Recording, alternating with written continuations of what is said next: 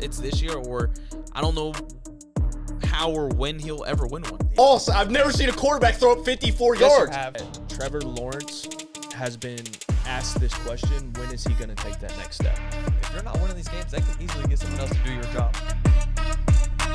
And welcome back to another For the Win podcast. I'm here with the boys as always, and we're going to get straight into it. We just had a wonderful weekend of football. We had a couple games that decided what was going to happen with the playoffs, and now we got the seeding, and we're ready to get into it. How was y'all's weekend, boys, before we get into that? Did y'all have a good one? Anything fun happen? It started off bad because we lost, but I predicted that, and I was called an idiot, but we'll just let that slide. And then it ended up great because, Shower Monsters got back on the pitch, and we ended up winning. So we're good. For those that don't know, it's an indoor soccer league. So You predicted we were going to lose in soccer? Bro. No, I'm talking about the Niners. Oh, see, I did not. I didn't know if you were talking about Shower Monsters. sorry. The Ohio. I didn't know if you were talking about State? Ohio State, the Niners. Yeah, you got to use more context. You got to use more That context is for the true. people I'm listening. sorry. So for context, I was talking about the Niners. I said we were going to lose. Got called an idiot. We'll let that slide. But then it ended up great because the Shower Monsters got on the pitch for the first time in like a year. We ended up winning. Shower Monsters is his adult league soccer team. You're on the team too, bub. I am also on the team, but I'm giving you context. Thank you. Fuck that team. There's a backstory. One day we'll get into it. Maybe we won't. Just We get never into know. it right now. Okay, fine.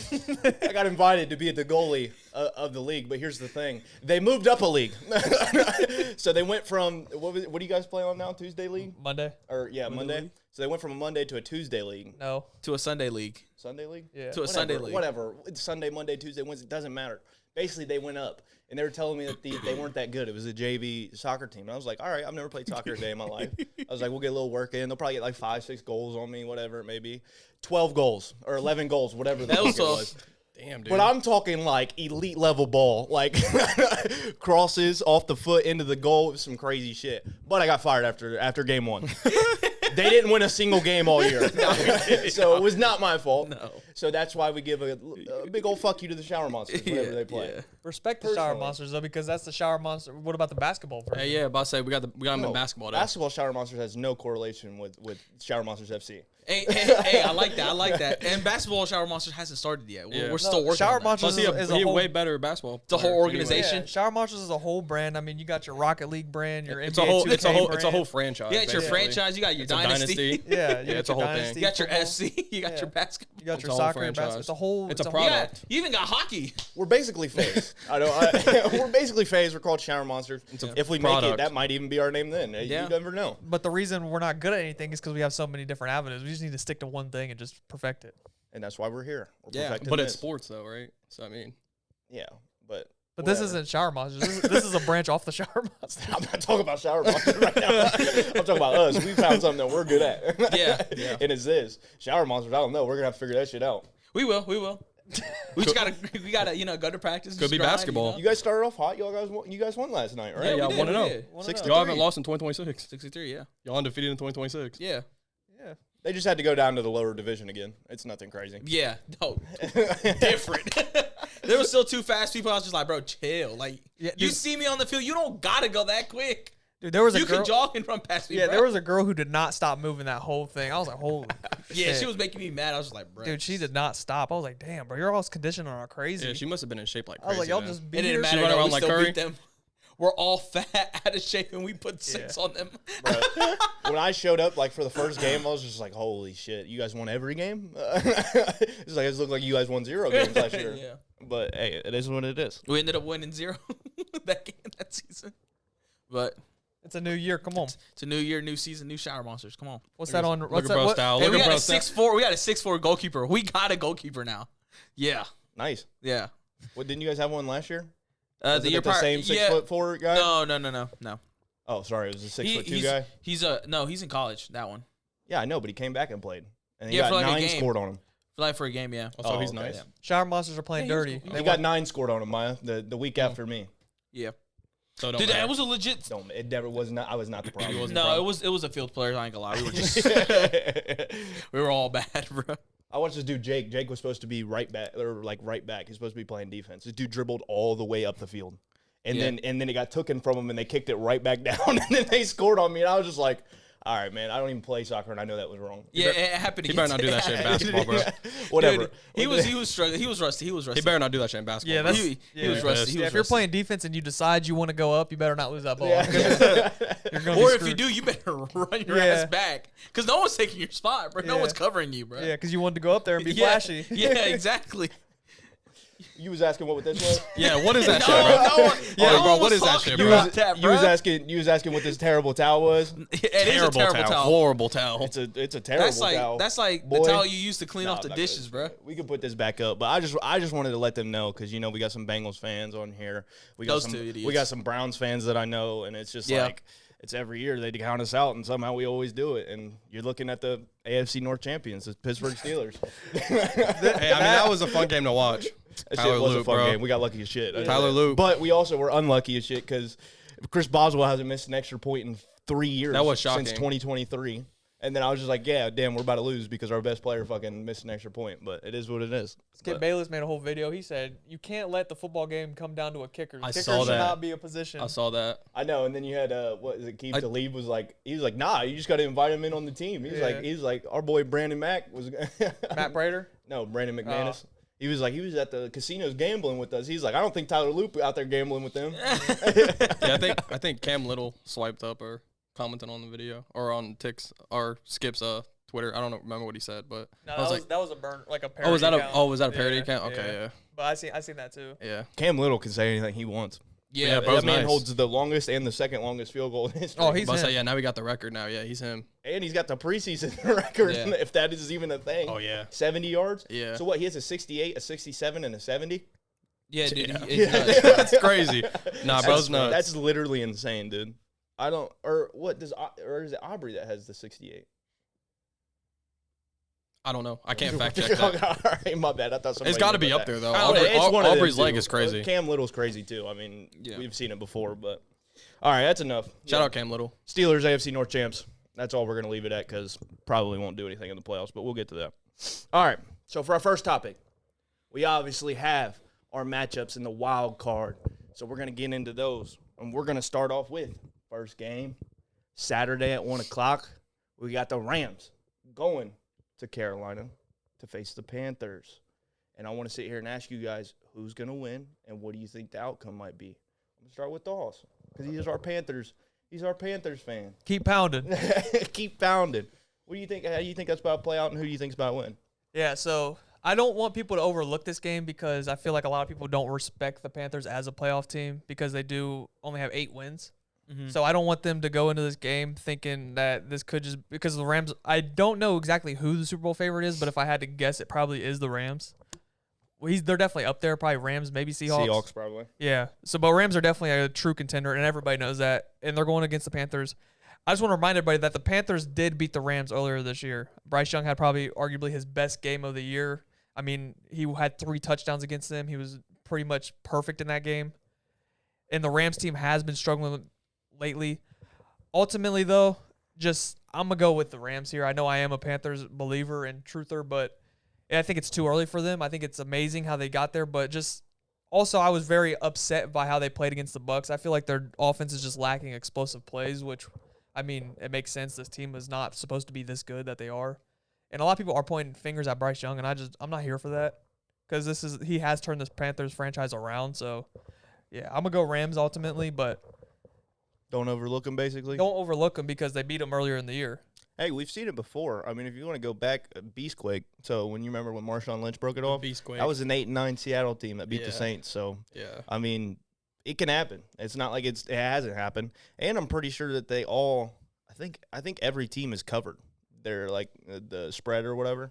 What do you mean every team has covered? Every team that's has a negative record or a negative point differential going into the playoffs, they have covered against the team that they're playing against. So betting wise, Oh, if you no, take Panthers the Panthers definitely cover, So betting wise, Panthers spread. I'm pretty sure Panthers spread is like 9.5.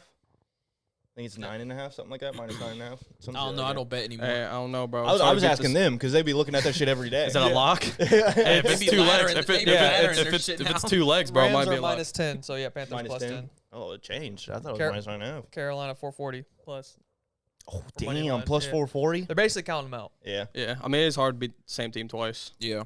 it is. Maya, you got who you got? I got the Rams, of You got the course. Rams. But I mean, I just said it's hard to beat the same team twice. I just think the Rams are just the better team. Seahawks are favored right now to win the Super Bowl. Okay. That makes Where are the Rams at? So second. Seattle's favored to win the Super Bowl right now at plus 330. Rams are second, plus Yeah. 425. Yeah, that's what I was trying to say. Yeah, it's coming out of the NFC. That's what everybody's It's been believing. gonna be hard for the Panthers to win this game, probably. Yeah. Yeah. I mean, they're pretty much going to have to, like, play damn near a perfect game. It's gonna have to go how the first game went. Yeah, it's pretty much going to go like the first game. But I think it would have to take, like, a Rams, like, just, like, blow-up game. Yeah, kind of like the Rams beating themselves against the Falcons, like Matthew Stafford just, like, Yeah, Matt Stafford completely falling off have to or be whatever. bad. But, yeah, like, I just don't see that happening. I mean, I just think it's, like, this game's just going to favor the Rams for a reason. They're just a better team. Yeah. Matthew Stafford going to have to prove why he MVP. Gotcha. Burrito. I'm gonna go with the Rams because I think that the Rams are already on a Super Bowl run. I think Matty Stafford wants to get another ring, and I mean he is one of the favorites for for MVP. If it's not him, it's Drake May. So, you know, it'll correlate to him really making that push for the Super Bowl. So Yeah. I don't. I mean, yeah, you can't overlook. You can't essentially overlook any team in the playoffs, really, right? But at the same time, it's like you kind of had to overlook the Panthers this time, Yeah. this go around. No, I mean I get it. I'm definitely gonna go with the Rams. I think the Panthers have like had a really good year. I think they're super inconsistent. I think that's why they have the record that they do. I don't see them. They might be competitive in this game, and the only reason that they will be competitive is because it's a home game for them. But like I said, I think the Rams are above all and just way better than this Panthers team, and there's like no doubt about it at every position. They're just better. But yeah, I see the Rams coming away from this. I'm not going to go too much into it because I think this is one of those chalk games. But who knows? Might be surprised. Panthers could come out. Bryce Young could ball, and we might be having a different I wouldn't be conversation next surprised week. if like I see the game like be closer than what I think it is. Yeah. Like I wouldn't be surprised if Panthers like maybe keep it like within like a score or something. But Yeah. I don't think they win the game. I mean, they're NFL teams, so I'm not going to sit here and like discredit the Panthers like that. I mean, I guess that was bad on my part to come out and just shit on them like that, how I just did. But like in general, like we know who's a better team and who should win, and it's the Plus, Rams. it is the playoffs. Yeah, Like it's- playoffs are still a completely different animal. People are locking in. People know what it's Yeah. for, and Yeah, they're just very young compared to this Very Rams team. I young, mean, yeah. this Rams team, Sean McVay, Matthew Stafford, they've been here. I mean, Yeah. Devontae Adams, I mean, Puka, like, Yeah. this is a very experienced team. This Panthers team is very young. And that's just, and I'm seeing online that people are like questioning Bryce Young, and I'm like, bro, calm down. I think they're just questioning should you give him the extension that would warrant a franchise quarterback, and that's where that questioning is coming from. Just because how long it's taken him to get to the point where he's at now, but it's also like I understand where you're coming from, and I'm out on your side. I agree. I kind of think people are overreacting because it's like, look at how bad the Panthers team was. Yeah. He had basically no one. You finally got him a weapon. That weapon turned out to have a 1,000 receiving yard season. I'm talking about Ted McMillan As a rookie. As a rookie. So and they're now in the playoffs. So yeah, it was a very slow start, very rocky start, right? But I mean, he's shown improvement. Maybe not to the correlation that you would want a first overall pick. I get that. I understand that. But it's also like we got to stop having this narrative that 1 year rookies, top pick rookies and quarterbacks are just going to be able to go in and like change a franchise quick like that. yeah. Because there is getting to a point where that's not the case anymore, you know? And I mean, and it's like people seem to forget. I mean, like immediately in my brain was, if you go back to Drew Brees, like Drew Brees did 5 years on the Chargers, and Yeah. nobody remembers that like those years at all. Yeah, people and act when- like he never played for him. and that's what I'm saying. Like people act like he never played for the Chargers, and Yeah. like those 5 years on the Chargers were his development years. And as soon as he bounced from the Chargers and went to the Saints, that's when he took off and became Drew Brees. But here's the thing. After that, like it took him 5 years. Like it took him 5 years to develop into the quarterback he was, and like it's just different. Some people need time. I mean, dude, he's so small too. Like I'm not gonna overlook that. Like he's so small, so you need a great line in order for him to have time in the pocket, be able to take 8 yards back, and actually be able to throw the ball down the field. So this is gonna be. They should have known this going in, and I think they do know this, and I think they're gonna extend them. But we'll get into that later because we have another topic coming up. But he's going to be a good quarterback in my opinion. I've seen the flashes, I've seen everything, and people overreacting are just people who are, and unfortunately, me saying this is ironic, but box score watchers who go and they look at the games when he only has one touchdown and 175 yards, and then Rico Dowdle has 250 yards, and they're like, oh, he didn't win that game. And it's like, bro, he does what he needs to. Obviously, he doesn't need to go out there because his running back's rushing 250 yards. Yeah. There's only a certain amount of yards on a fucking football field in between lines. Yeah. That's 100 of them. Their run game definitely has slowed down since like that Rico Dowdle breakout, but what I was trying to say is that also some of these franchises just suck. Like if they're getting the first round pick, there's obviously a reason for that. That franchise is not a good team. It's not a good spot to land in. That's what I was going to say. Like, the Carolina Panthers aren't a good franchise. They haven't been a good organization for a long time. The last time they were a legit team was 10 years ago when they had Cam Newton. And they went 15-1. And we all know how great at that time prime Cam Newton was. Like, he basically backpacked the Panthers team to a Super Bowl. That wasn't good. Yeah, they wasn't a good team. And that's how good Cam Newton was in his prime, right? And that's why he gets all the props for what he did at that time. But that was 10 years ago, bro. Yeah. And, like, this Carolina Panthers team is 8-9. They still made the playoffs because they won the division. But it's like, I think, like, yeah, of course, like, if you're a Panthers fan, sure, like, you should still be happy. But it's like, where are your expectations at? Like, if you're going to expect Bryce Young to be like this Cam Newton back in the day, like, that's not going to happen. Like, he can be good enough to be your franchise quarterback as long as you obviously put pieces around him. And that's what, like, from someone just, like, from the outside looking in as not a Panthers fan, by, like, what I've seen, like, he has potential. Yeah. So it's like, what do you expect him to do? What's his ceiling? Like, I think he can be good enough. The system really is, like, huge because, like, his first head coach was Frank Reich. Like, yeah. Like, come on, like, correlation-wise, like, he got kicked out from Indianapolis. Yeah. Like, they loved him there, too. You're also talking about the same franchise that had Sam Darnold and Baker Mayfield, and both didn't make the team. Yeah. and now look at what Darnold and Baker's doing. Yeah. So, you know, like, they clearly don't always have a good gauge on what's a good quarterback. The last thing I'll say about the Bryce Young thing is, like, last year his wide receivers was Adam Thielen and Xavier Legette. Like, they missed on the Xavier Legette pick very badly. Yeah. But they got it right this year with Ted McMillan, and you're seeing the difference. Like, he's capable of having a 1,000-yard season, and this is the worst Ted McMillan will be. So that's only scary. Right. Yeah. Like, obviously, if he develops like how it looks like he's going to be, this will be the worst version of Ted we will see. He's only going to get better, and so is Bryce. So I'll leave it at that. They're building around him correctly now. Yeah. And then, like, speaking of this, we can go from one historically bad franchise to another historically bad franchise. We're going to go – we got the Packers going to Chicago facing the Bears. Now, this, man, I'm excited for this game, bro. Yeah, this is going to be a really good game. This is one of the best rivalries in all of the NFL. And we're going to get it on the first game, first wild card game, and we're going to see what both of these teams are made of, man. And I'm going to start with Dawes. How are we feeling? Who do you think's going to win, and what do you think's going to be the aftermath of this? Yeah, I'm going back and forth with this game, to be honest. I like Jordan Love. He's going to be back for this game.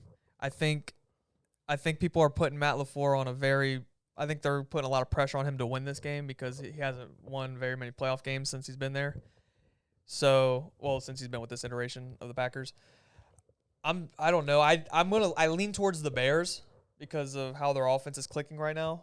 Yeah. I could easily see this going either way. It's a coin flip game to me because the Bears are ending the season in a very wrong foot. They shouldn't have played their starters last week. There's pretty much no benefit for it, and I feel like it might have diminished their momentum, especially after the Niners lost. This defense is not looking good.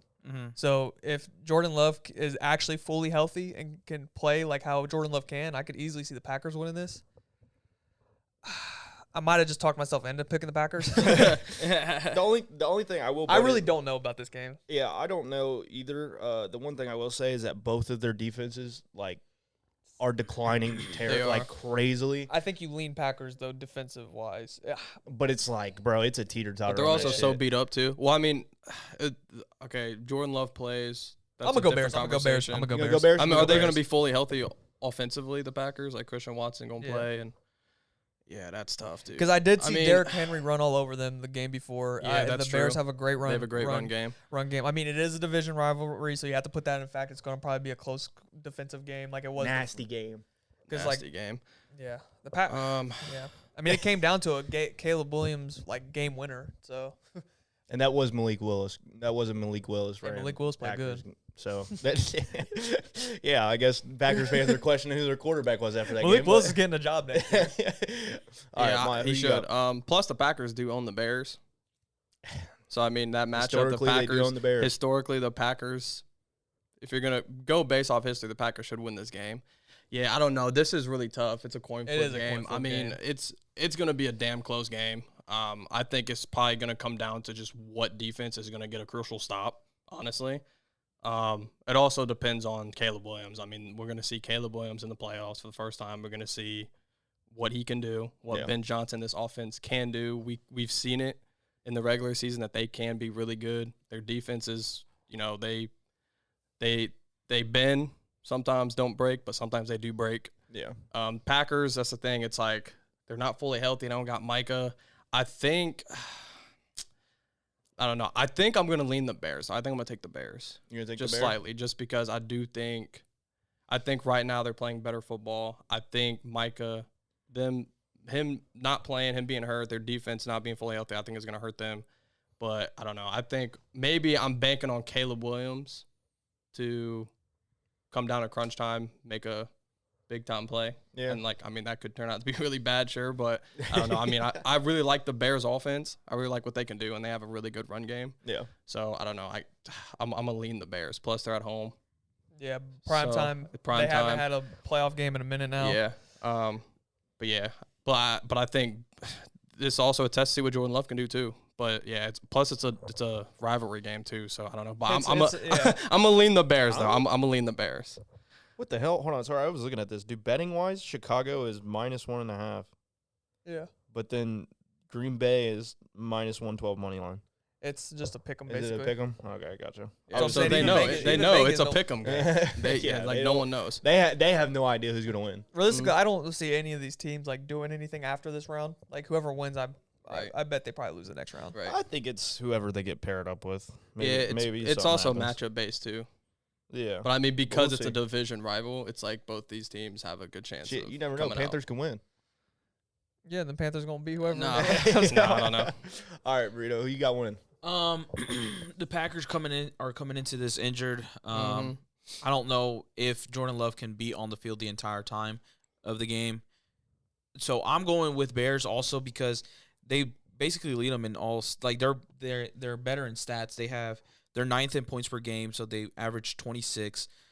I mean, the difference between the Packers and them isn't that great. It's only by 3. They average 23 yards. It's 370 to 332 from the Packers. They average the time. They have the ball longer as well. And obviously the interceptions. That's the thing, though. That's going to be the key. Can this Bears defense get a turnover? Because we talked about it last week when we went over the Niners-Bears game. If they're not getting turnovers, this defense is not really anything for you to worry about. It's ass. Yeah, It's ass you if don't, they don't get worry no about turnovers. it. Right. But if they It's get terrible. turnovers, you're screwed because that offense can and will put up points. Yeah. You know what I'm saying? Plus, it's at home. It's at Soldier Field. The first playoff game in a long time. Playoff game in general, realistically. So I know that crowd's going to go crazy. The only thing I could see where the Packers will come in with a little bit more momentum, no matter how injured they really are right now, is the fact where when Ben Johnson got hired, he was making the joke saying that he enjoyed beating Matt LaFleur twice a year. So that could be something where they can grab onto. It's the playoffs, bro. Mhm. They're going to grasp on anything to get themselves kind of that extra motivation, that extra Right. go. So, but I still, realistically, that was just a little comment to say, but I'm still leaning Bears. I think I don't really see it as close, really. Because you know me, I'm more of a believer on injuries. I think that's a bigger letdown on teams than a lot of people really do. Oh, yeah. Especially in the playoffs. Yeah. Plus, I think I found myself rooting for the Bears too. I want to see them get that playoff. Oh, yeah, win, for dude. sure. I think everyone's just like, bro, can we finally see the Bears win a playoff game? Yeah, win a playoff Yeah, sorry, game. Senior, Yeah, but and they have their chance, dude. I want the Bears to win. I'm always, dude, because I'm weird when it comes to this shit. I don't know why. I don't know. I might be a hater, but when teams that are not historically good and they're having a really good season, and then they get kicked out of the playoffs, bro. I'm just like, damn. You're just like, oh, here we go I again. laugh at it, and I'm just like, Yeah. fuck. That's funny. That's funny that they're historically that bad and can't get it done. The Bears were your biggest fraud in the NFC. You said they always find a way to mess it up, and they're going to do it again. Yeah. Bro, they always do, and I'm gonna stand on that, bro. I mean, I think when it comes down to who owns who, and Yeah. other than this year, the Packers own the Bears, right? And I'm pretty sure they still went 1-1, correct? Yeah, they Yeah, split. Yeah, they went split. 1-1. Yeah, they split. And they still almost beat them Yeah. with Malik Willis. Yeah. So, I mean, I don't know. I'm going to go Packers. I'm going to go Packers also just because all of y'all picked the Bears. So we're going to spice it up a little bit. And Yeah. it truly is a pick 'em. Yeah. Somebody check and see if Toyota-thon's still going on. Because if Toyota-thon's still going on, Jordan Love's a problem. Jordan loves a problem pretty during sure- Toyota-thon. Is it? I thought it was just a December thing. It's only in December. Is it only in December? Okay, so we could be Okay. in for a surprise. Bears missed it by a little bit. Yeah. You missed it by a couple of days. I just want to let you know that. But Jordan Love, I still think he's a good quarterback. I think he can get it done. Josh Jacobs is a problem. Josh Jacobs is a great running back. That Bears defense against the rush is terrible. So I mean that's another thing that you want to watch like on that. yeah, you saying that's talking me in. Like I'm like Packers could win this. Yeah, like it truly is just a pick 'em. I'm gonna go Packers. I mean I don't really have anything negative to say. I think the Bears. I'm proud of what they're doing. I guess not proud, but excited about what they're doing Yeah. because they're on the rise. Ben Johnson elevated them to a game. Caleb Williams is coming into his own, and you're gonna have probably a bright future with them there. So good for you guys, but it ends this weekend against the Packers, and unfortunately, they're probably gonna be a bunch of sad Bears fans because that's what always happens. That's And what I'm always not gonna go happens. against So that. history repeats itself. They're just gonna be just depressed. Dude, just, it is gonna tear them. just Bears apart. fans are just gonna have just a bad weekend. Yeah. As a man who watched the Steelers lose to the Browns in the playoffs, that shit will tear you apart for years. Yeah. It'll Yeah. just they'll always go back to that and be like, hey, remember when we knocked you out the playoffs? And you're gonna be like, fuck, there's nothing I can do about that. Christian Watson could have a huge game too. He definitely could. Yeah. Easily. It truly is. It's either boom or bust because if they get a shit ton of turnovers, then that's a whole nother thing.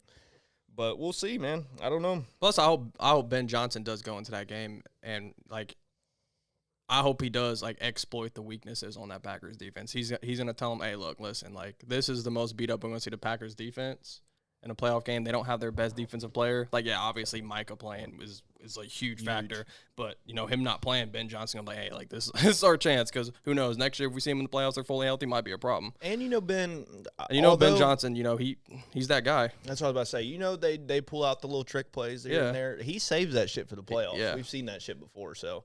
We've seen something, but we probably ain't seen nothing. So there's Yeah. probably going to get some stuff that gets pulled out. Probably going to see a big guy running a touchdown. I don't know. Yeah, we'll see. see. It's That's a good but point. We'll see. It is Banking what on Ben Johnson. This is the only game Bears where offense. this is the only game where I'm like, I really don't know who's Yeah. gonna win it. Like, Or I have a reason to pick a Yeah. team. Like matching up wise, they're damn near the same team. They are. You go coach, they both got good coaches. You go Yep. quarterback, they both got good quarterbacks. You go running back, they both got an elite running back game. Yep. Wide receiver room, they don't know who they're throwing it to, but they always Facts. end up showing up somehow, some way. But Yeah, facts.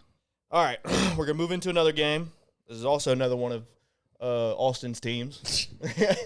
Who's this? Also supports a lot of teams, by the way. we got the Buffalo Bills going down to Oh, this is- Jacksonville. first of all, not my team. I'm talking about the Jags. Oh, okay, okay. I think. Okay, no, you start with the Bills. We got the Buffalo Bills going down to Jacksonville to face off against the Jags. The Jags is Austin's team. So Yeah, we're there gonna you go go. ahead. We're gonna start with them again. How we feeling? I think I just had a good year. A lot of narratives hit this year. You could have had a really good a year. lot of your narratives, narratives are looking good. A lot of narratives hit this year. I had a good amount too. Jag. Had a good amount. Yeah, unfortunately, you were correct. Hey, we know ball. We know ball, Good baby. shit, y'all know. Yours was crazy, so it's insane how right he is. Sometimes, lucky hey, as it's all right. shit. People get lucky, No, I bro. didn't get People lucky, get lucky, bro. I didn't get Shit lucky, though. happens. Like going in, they looked crazy. But Yeah, you they're were crazy. Right. You but, were right. I mean, shit. I mean, I looked crazy too, so it is what it is. But this is definitely the game I am most excited for because it is the Buffalo Bills and it is the Jacksonville Jaguars. If you would have looked at this game coming into this year, you'd be like Bills by 50. But it is a whole different Jacksonville team. This is a whole different Buffalo Bills team. I'm ultimately going with the Jaguars. I predicted them. I said they're going to go with the AFC Championship because I love how they're rolling. This is a tough matchup for them, though. Don't get it wrong. is. This is the team that they probably – I wouldn't say they didn't want to get matched up with, but this is the team with the most experience, which sucks for them. They definitely, This is the they team I definitely fear. did not want to match up against the Bills. This is for the sure. team, like as being the Steelers and wondering who we were going to play come in week one. I did not want to face the Bills. That is the team I did not want to face, and that is just ultimately because of Josh Allen. And Josh Allen wouldn't get that job done. Go ahead. The only thing I fear about the Buffalo Bills is experience, but the team that I have saw this year is not scary to me if I'm a Jacksonville Jaguar. I think that defense is horrible, and what Jacksonville is doing right now in offense is just it's icing on the cake. I think Trevor Lawrence is going to be able to carve up that defense easily. I think ETN will have a great game too if they decide to run the ball and kill the clock, because the last thing you want to do is give Josh Allen the ball with time. So I expect Liam Cohen to run the ball a lot. I expect Trevor Lawrence to make timely throws. I don't think he'll go for 300 yards this game. I think he'll do enough to win the game. I think it'll be a safe, calm game because he's been airing it out this year, and I think they're going to probably try to switch it up a little bit. Have Travis Etienne or Trevor Etienne just kill them because they're one of the worst run defenses in the league. So you've seen a lot of teams carve them up this year. I'm going Jags, man. I'm all here for it. I love this, man. I can tell, dude. He came in here. He said, "This is exactly what we need to do. We need to run the ball so that they can't have the ball." Yeah, you just don't want to give He Josh sounds like the coach. I know. You don't want to give He sounds Josh, like Liam you don't- Cohen right now. Because all the Bills have is an offense. If you keep the offense off the field as long as you can, and you're going to be able to control the game because their defense is weak. So Yeah. just control the game, and you're going to win the game. That's the game plan. You know who else wants to win the Super Bowl? All right, Maya. I mean, who do you got? Yeah, I think it's easy to look at the Jags right now and what they're doing offensively to call it recency, just because like they have been the hottest team in football. Yeah, the thing is like I think like secretly, like I'm rooting for the Bills to make a run, but I want to believe they can do it because of Josh Allen. I love Josh Allen, but yeah, it's like their defense though is so bad. It's probably the worst defensive unit Josh Allen has definitely had, and they've let him down before. This might be when the they were worst better. defensive unit in the playoffs. Yeah, in the playoffs for sure. Oh, we got the No, wait, yeah, hold up. I mean, yeah, Niners. definitely in the Dude, AFC. they're close. Don't Definitely take in that the crown AFC. from my team, My all bad. right? AFC side. Yeah, definitely in the Oh, AFC. we got the but, Bears too. but it's up there. AFC side. Yeah, but on the AFC side for sure. Yeah, I'm gonna go with the Jags just Yes. because of their offense. It's right now it's looking like an elite offense, and I like Liam Cohen. T-Law's looking damn good. I mean, we'll get to it later when we're gonna talk about both quarterbacks, but I mean, it's definitely a pressure game for Josh Allen. Like everyone is banking on the Bills this year, man. Like people are saying if the Bills don't win the Super Bowl because the Chiefs aren't in the playoffs, if Josh Allen can't get it done this year, then he might never will. Yeah. So that's definitely a lot on the Bills. But it's just I just think right now it's just a bad matchup because the one thing that the Bills can't do, the Jags do so much better. Like, how are you going to stop? Like, the Broncos' defense is one of the best in the NFL, and they couldn't even stop this Jags offense. Yeah. So if they keep clicking on offense, right now I think they're just unstoppable. It just depends. Like, are they going to crumble in the playoffs? Is experience going to matter here for the Bills? Is that what's going to win them this game? Is Josh Allen going to have to pull Superman out of his ass like he always does and do miracle shit? But I don't know. So I'm going to lean the Jags just because I do think right now they are the better team. This is disgusting. This is a 1:00 game. It is disgusting. That's probably the best. That's That shit the best pisses me playoff off game. looking at this 8 p.m. game down here. That's terrible. All right, Caesar, who you got winning? So I'm definitely going to go with the Jags as well. The T-Law. Bills The boys turned into favorites all of a sudden. Coming into the season, the Bills were one of my favorite teams as well. Also because it's like this is kind of the make it or break it for Josh Allen, especially how the season panned out and who he doesn't have to play in the playoffs. But that defense is really bad. Like, it's really horrendous. And they couldn't deliver when they needed it most on the last game that actually mattered for them to get home field advantage, right? Because if they would have won it, they wouldn't be playing this team. They would be playing at home as well. They would have had the second seed, and they would have been playing the Chargers, essentially, right? So another beat-up team. So that I feel like that would have been a lot easier for them. Patriots have 14 wins, so they would have had to win 2 games.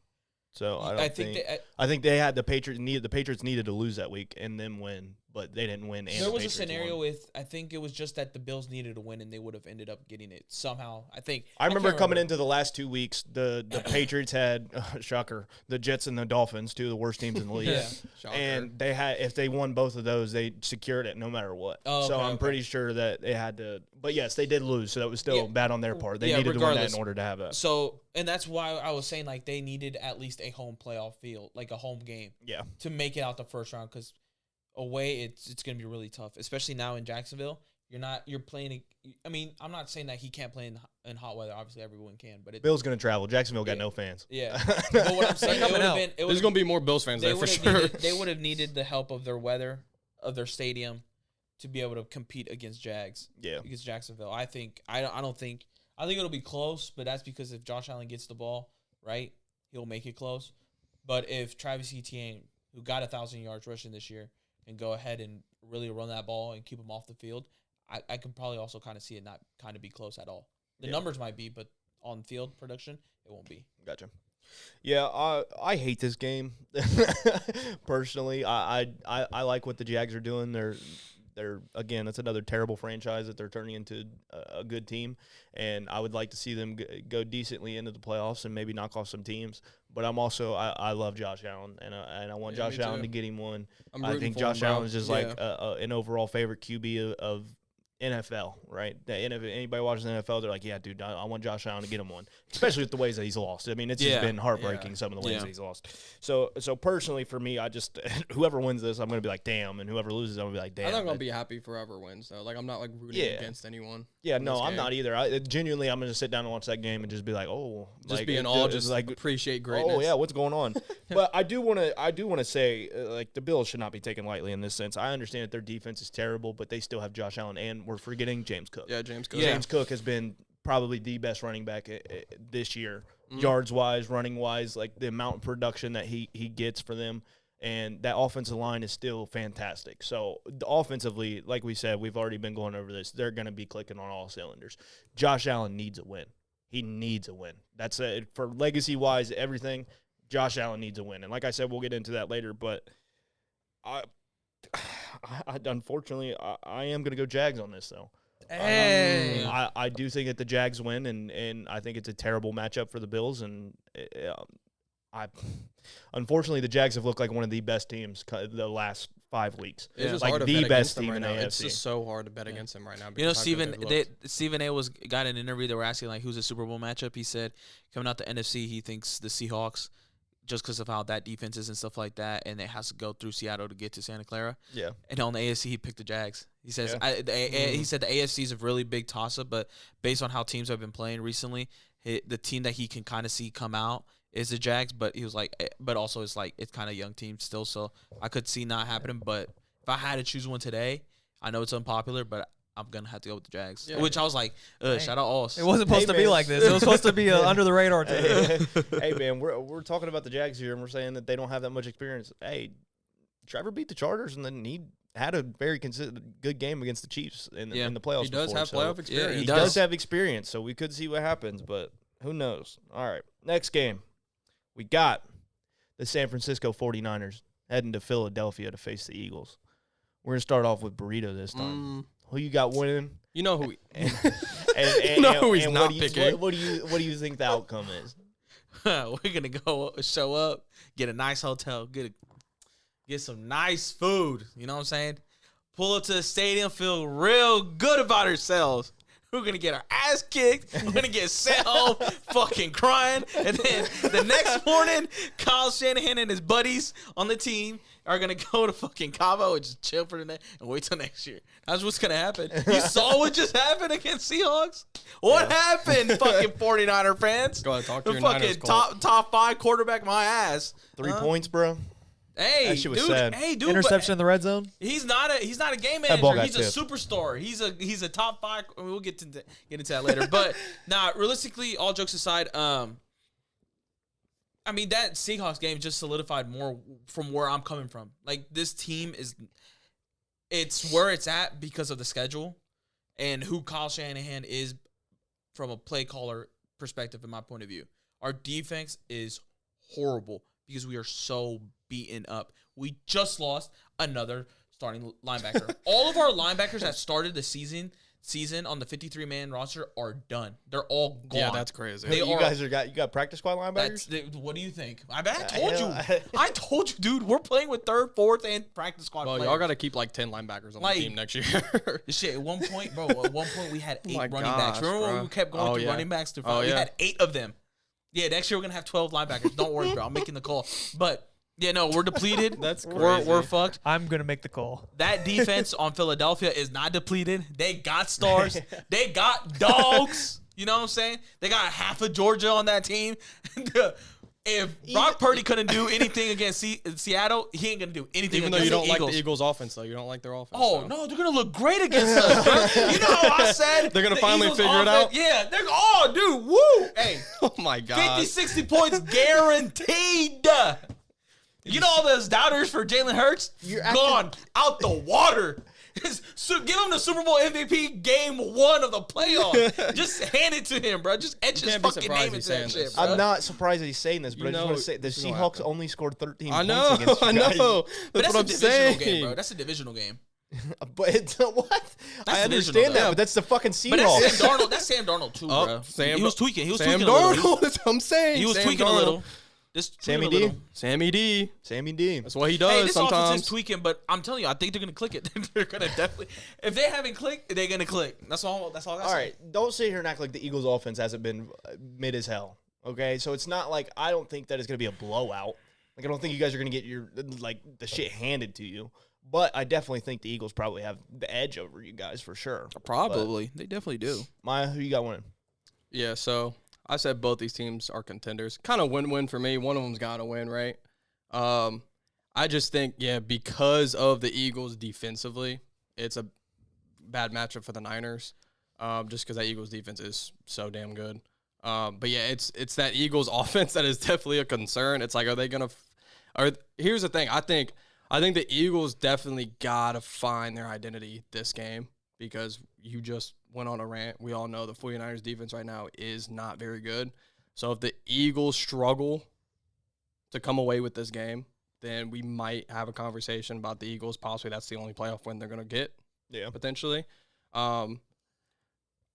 I've been saying it that the Niners, I think, is a sleeper team in the NFC just because even though I know they're banged up, that's the only problem. They're just so hurt. But, like, don't be surprised if the Niners could still keep this game close and find a way. Like, if they win, I would be like, I wouldn't be surprised. I'm going with the Eagles, though, because, yet again, I do think they're the better team. They're better defensively. They're fully healthy. They have too many playmakers on this team to not bank on them to make a run in the playoffs. They're defending Super Bowl champs. I'm waiting for them to just find that offense. Saquon Barkley, he's just one big play away from winning a game for them. A.J. Brown's one big catch away. Devontae Smith. If Jalen Hurts can just not do nothing stupid, if they can just, like, be the Eagles that they were last year, find that identity, and just, even if they have to hold the ball and not let the Niners get the ball, then whatever they have to do to win the game. But, yeah, I mean, I'm going with the Eagles just because I think they're the better team. But I don't think it's going to be like what Caesar thinks and what you said. I don't think it's going to be a blowout. Like, I think the Niners are still going to find a way to keep it close, especially because the Eagles' offense is struggling. But who knows? If they figure it out, Eagles could run away with it. But I think it's going to be close. Don't be surprised if the Niners are in this game, but I'm going Eagles. Okay. Awesome. Yeah, so what you guys said about the Niners, it made a lot of sense. I just looked per Yahoo Sports. The Niners have listed. Hold on. That sounded funny as hell. What did you just call it? Yahoo Sports. Yahoo? Yahoo? Yahoo. Yahoo. He's saying it just slightly different, right? Or Yeah. am I tripping? Yahoo? It's Yahoo? Yahoo. And you're saying Yahoo? Yahoo. He's saying Yahoo. Okay. What my is it? fault. It's Yahoo. Yahoo Sports. They have they have a whopping 21 listed injuries for this 49ers team, Yeah, dude. with either being on IR or they just have some type of injury going on right now. So What is wrong with your medical staff? What is wrong? It's with every year. It's every year. It's got to be the field, right? Or No, we're grass, bub. yeah, I don't know. All right, my bad. I'll go ahead. you're good. I don't know know. what It's they something- do it's in something San with- Francisco, Kyle bro. needs in to, the water, bro. Kyle needs to just like put down the playbook for a sec and deal with that because ever since he's been our head coach, we've had these problems. Just put it down for a sec. Find you like some dogs for the gym for anyone to but I'll got you some ballerinas. like bro like I don't know what it is. God damn It's got to be Kyle Shanahan's play. I don't know. Maybe Or that's what Kyle does though. Maybe like he don't really care about like whether or not they're playing hurt. He's just kind of like, hey, look, if you come to me and your ankle's hurting a little bit, it's okay. I'll let you sit out because our second string will just come in. I'll still find a way to win. He don't care. Like maybe some of them aren't even really No, banged up like that. He's just like, obviously- he's like, I don't care, bro. If you I come mean, to yeah, me, but it if you doesn't- tell me you don't want it to play doesn't today, help. I got you. it doesn't help really. don't We've care. never won a Super Bowl, so it doesn't really matter. It don't That's fucking true. matter. That's true. All right, let's go ahead. My bad. We cut you off. Y'all good. It deserved that because it's crazy. But Yeah. Robert Saleh has been able to squeeze as much juice as you can from this defensive Yes. unit, which is insane. I don't really get how he didn't work as a head coach and as a Jets. It could just be a Jet thing. I think a it's just Jet a thing. jet It's a thing. Jet It could be a Jet thing. Sorry, You see Jets Aaron fans. Glenn now. It's a jet thing. It could be a the Jet. amount, sorry, I'm so sorry for cutting you off, but I'm a fucking Robert Saleh guy to the fucking end. The amount of passion this guy brings on the sideline, dude, he loves defense. That's his fucking bread and butter. Shit's fun. And what he's been able to do with how depleted we are, like he said, he is squeezing every last ounce of juice that every player has. Saying Niners, Like they he find is ways. honestly probably the version of Kyle but for defense, because what he's doing is fucking crazy. And that's what it takes. No, you're good. I mean, it just says I'm saying good shit over here. Maybe getting you fired up. But yeah, like you said, Robert Saleh squeezing the juice out of it. I know we talk shit about the Niners just because we have a thing going on with their fans right now. We're some haters, and it's getting us views, so we're going with it. Bro. It's blowing up. So yeah, we're gonna keep it going. The Niners defense is ass. It's not. It's, not, ass. It's actually not as ass as we're making it sound, but it's still bad. It's still whatever. But this is another thing I'll say is, you guys are saying it's not going to be a blowout. I personally think it will be a blowout. I think I said it last week. I think this Eagles defense is the best in the NFC. I think that's the only thing that's been consistent about this team all year is their defense. They have stars everywhere. Cooper DeJean is a Pro Bowler. Quinyon Mitchell's a Pro Bowler. I think Jordan Davis got in the Pro Bowl. They have Pro Bowlers everywhere, and people who probably got snubbed that could be Pro Bowlers on other teams. Jalen Carter. Yeah, this team is stacked this year on defense, and I think this offense is, whether you like him or not, Jalen Hurts is a gamer. Yeah. In the playoffs, Yeah. in the playoffs, he's gonna. I just trust him, and I'm obviously not a Brock Purdy guy. I think Brock Purdy's gonna have a pretty bad game this week. I don't think he's gonna get banged up. I think he's gonna get hit. I think he's gonna be uncomfortable a lot because he was uncomfortable against Seattle, and I think the Eagles are just gonna be better because Seattle is a division opponent, so they've seen him a lot more. They're more used to this, but I don't think it's gonna be a close game. Is Trent back? It's still in high waters. He'll probably play. He's probably gonna end up playing, right? He's gonna play hurt. He should play. He should play. I mean, it is a hamstring, so it's like if he's not even at 80 or 90, there's really he's only gonna hurt us because he can't be as explosive. That's true. As he needs to be. Plus, right? that's easy to re-injure. Plus, the left tackle that we had, Pleasants, I can't remember his name. Wasn't horrible. Like I get it. It wasn't horrible. It's manageable, but it's also like our entire offensive line was shit in the bed. So Yeah. Yeah. No, I was just wondering because if Trent Williams came back, I mean, that's a different O-line. Oh, and that's completely different. Hands down, just a completely different O-line, and I wouldn't even think that Purdy's going to get touched. You know what I'm saying? Yeah. And it still could because, like I said, you still got Jalen Carter and Jordan Davis in the middle. Yeah. And you still got your edge rushers. You got Nolan Smith. Like, that defense is stacked just from top to bottom. Yeah. So, Yeah, real quick, they named Zach Bond, their linebacker, Jalen Carter. I don't know if I said Jalen Carter or Jaden Davis, but Jalen Carter, Cooper DeJean, and Quinyon Mitchell. So they got 4 Pro Bowlers on that defense. yeah. Yeah, bro, Out that's of- crazy. So, wait, Jordan Davis was on there too? Is No, that what you Jalen said? Carter. I Jalen think Carter? I said Jordan Davis because he had a good year too. He had But a great year. Jalen Carter. Yeah, I mean, I'm definitely going to go Eagles here. Like, I'm not even thinking about it. Yeah. 49ers, I put as pretenders. So, like, I don't think they're as good as, like, everybody's making it out to be. I don't know how, I think but- they've had an easy schedule to go on. The 49ers are a cult following. You guys are a cult following. guys My eyes are cult. completely. You guys have moved. It, I've it's been telling bad. y'all. No, I it's didn't bad. realize No, it. it's bad. I didn't realize y'all really for real love Purdy that much. The Like, amount I'm of bad. shit I did I've not know. gotten years prior is like it's finally. I'm okay with it now because like they're finally realizing it. Like, Bro, if you even say the smallest thing about that team, bro, they think that you killed their mom or something. Yeah, And facts. they will I go know. in those comments and They're bro, deep. I told him, I It's said, crazy. how does 3 points look? And this motherfucker came back and said, nice prom fit. This man clicked on my page, went to see what I looked like, and then came back and was like, yeah, nice prom fit. By the way, that was 6 years ago, buddy. 7 years Dead ago, ass? whatever. it was. I swear to God, you didn't see when I said that to you? And Yeah, that was funny. I saw that. All I said was, I'm here after 3 points or something like that. That's all I said. Boy looked like Morgan Wallen too, but we won't even get into that. I'm gonna go Eagles here. I think it is gonna be a close game. I don't think it's gonna be like too crazy. I'm still iffy on the Eagles offense. I think they can pull it together because, like you said, Jalen Hurts is a gamer. They always elevate in the playoffs. So I mean, I'm still a believer in the Eagles, and we'll see. But yes, I'm definitely a doubter on the 49ers. the one question I would have is, you know how much shit Nick Sirianni got for benching his starters, for resting his starters more or less, and not guaranteeing the second seed. Based on looking at the playoff picture, I think he wanted to not get the second seed. Because in my opinion, if I'm Nick Sirianni, I'd rather play us than the Packers. Yeah. What do you guys think? Either or, they're belting ass. Either or, they're belting ass. I definitely agree, but I think Packers Oh, could man. be more of No. a dangerous team than us because you have Jordan Love on that side. You know what I'm saying? Fair. That's a better quarterback in my opinion. That's fair. They actually have a better receiver in Christian Watson. They have a better. I mean, they don't have a better running back. But hold on, I'm so sorry, CMC. Yeah, don't even. I'm so sorry. Chill, Hey, Don't even. Let me chill. You got the best running back in the league. Don't We even had the think be- about that shit. He's our number one receiver too, bub. Hey, what do you think? I'm watching Kenneth Gainwell be a fucking problem. Trust me, he knows. he knows about running backs being wide receivers. being leading receivers. I fucking love Kenneth Gainwell. To answer that, I don't think the risk was worth the reward. I think like benching somebody and not worrying about getting hit, and we'll be like, oh, we'll play the Niners. I think that was the best option. I think so too, because I just saw so many Eagles fans getting mad at him, and I kind of was like, oh yeah, he's an idiot for that. But now looking at this playoff picture, I'm like, I don't think that's a bad call. I think that's actually smart of him doing that. It's you know? for more deep in the playoffs. Yeah, Yeah, I was about to exactly. say, I if you think that's face just- a two, if you say you end up facing the two gets home field advantage. So they're like the But only their home person field, that you don't regardless, want yeah. They're going to the end Broncos. up. The Eagles will end up seeing either the Seahawks or Rams at some point in the playoffs, and they're not going to have home court. Yeah. Home field. I so. said Broncos. Jesus. I did Well, not if they mean play Broncos. the Rams, they would have home field. The Eagles, Or And- yeah, it did. but if yeah, they I guess go the, with the yeah, the Rams Seahawks- didn't win their division either. yeah. Yeah. Well, I mean, Yeah, so I guess it doesn't matter. Yeah, but I mean, for the first two rounds, it favors them though, because I mean, yeah, they That's beat, what they I'm beat saying. the Niners. Naners. the Niners. They're gonna Naners. beat The 49ers. They're gonna beat the Niners, and then they're gonna have to play. I mean, if the Packers win, they're gonna have to end up playing the Packers anyway. Yeah, regardless. anyways. But I think the Bears are gonna win. If the Bears win, they'd probably definitely want to see the Bears. Probably. Yeah. So I don't know. And that's where they wouldn't have home field advantage.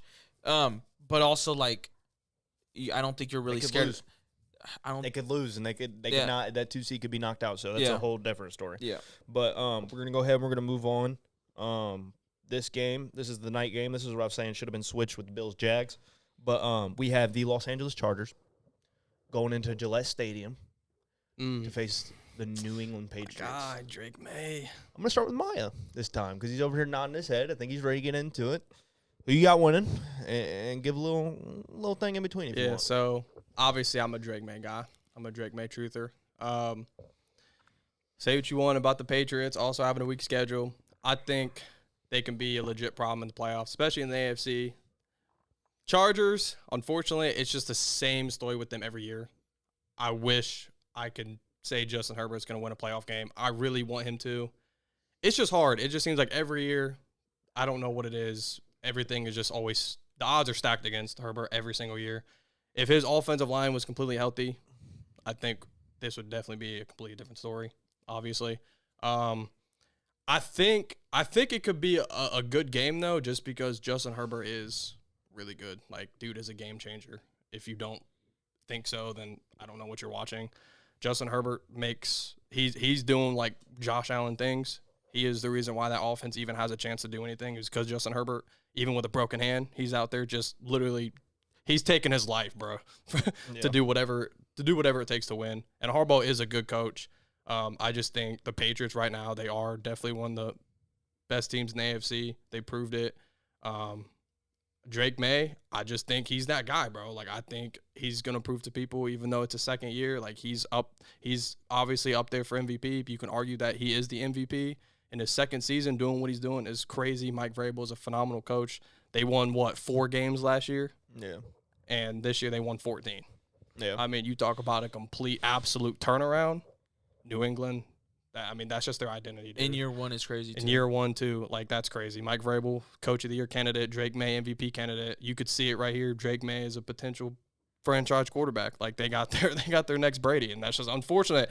Hate New England Patriots, but they're back. But I'm going to lean New England. I'm going to take New England. I think they win just because, strictly off of Drake May, and just because the Chargers, I just don't think they have enough, especially on the offensive line. They're just going to get after Herbert. I just don't think you can't do that in the playoffs. You can't kill your quarterback in the playoffs. Caesar? I got to go with the Patriots as well. I mean, coming into the season, I had them sneaking into the playoffs. They blew that out of the water. Their second seed. You know what I'm saying? Yeah. They blew expectations out of the water. It's crazy what they were able to do, especially with it's just insane. The Chargers, unfortunately, with all their injuries, they're the 7th. They could have easily been number 1 because based on their record and looking at Denver's, with the injuries, they were only 3 games behind. So you can make a case with the injuries, they could have definitely got the first seed. So that's going to screw them over. And with the injuries as well, I find it very hard for them to be able to compete with a very strong Patriots side, in my opinion. Okay. Awesome.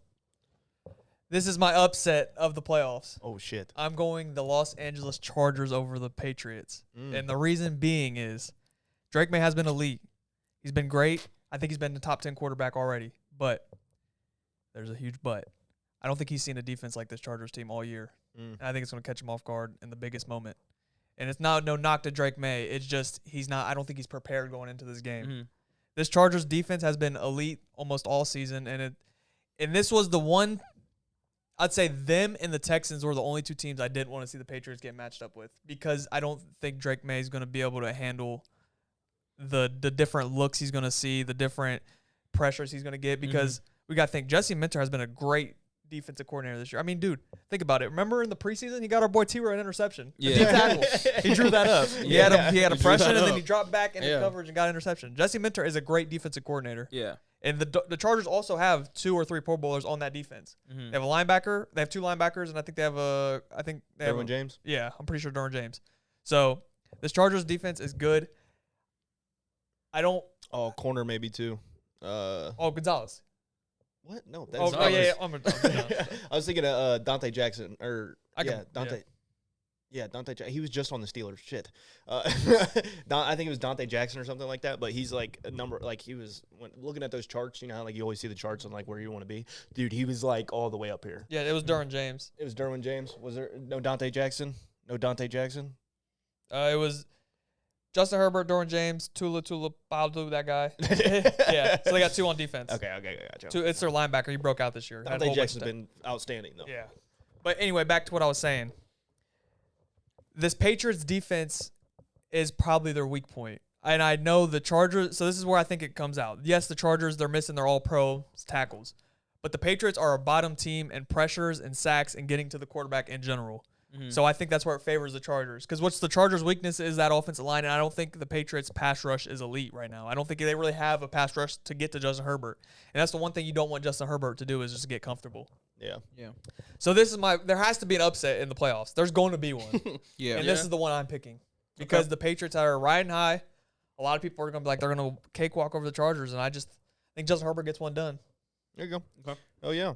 I definitely can see that side. I don't think the Patriots have faced, other than the Bills, but the Bills have, like we said, a weak defense. I don't think that they faced a generally good defense this year. And if they haven't faced a good offense to match up with it. I think it's been a cakewalk schedule. But I'm not going to sit here and doubt, like I haven't seen the Patriots be nothing but exceptional the last couple of weeks. Yeah. Even on offense, I know they've been facing terrible teams, but they've been taking that and just spanking them.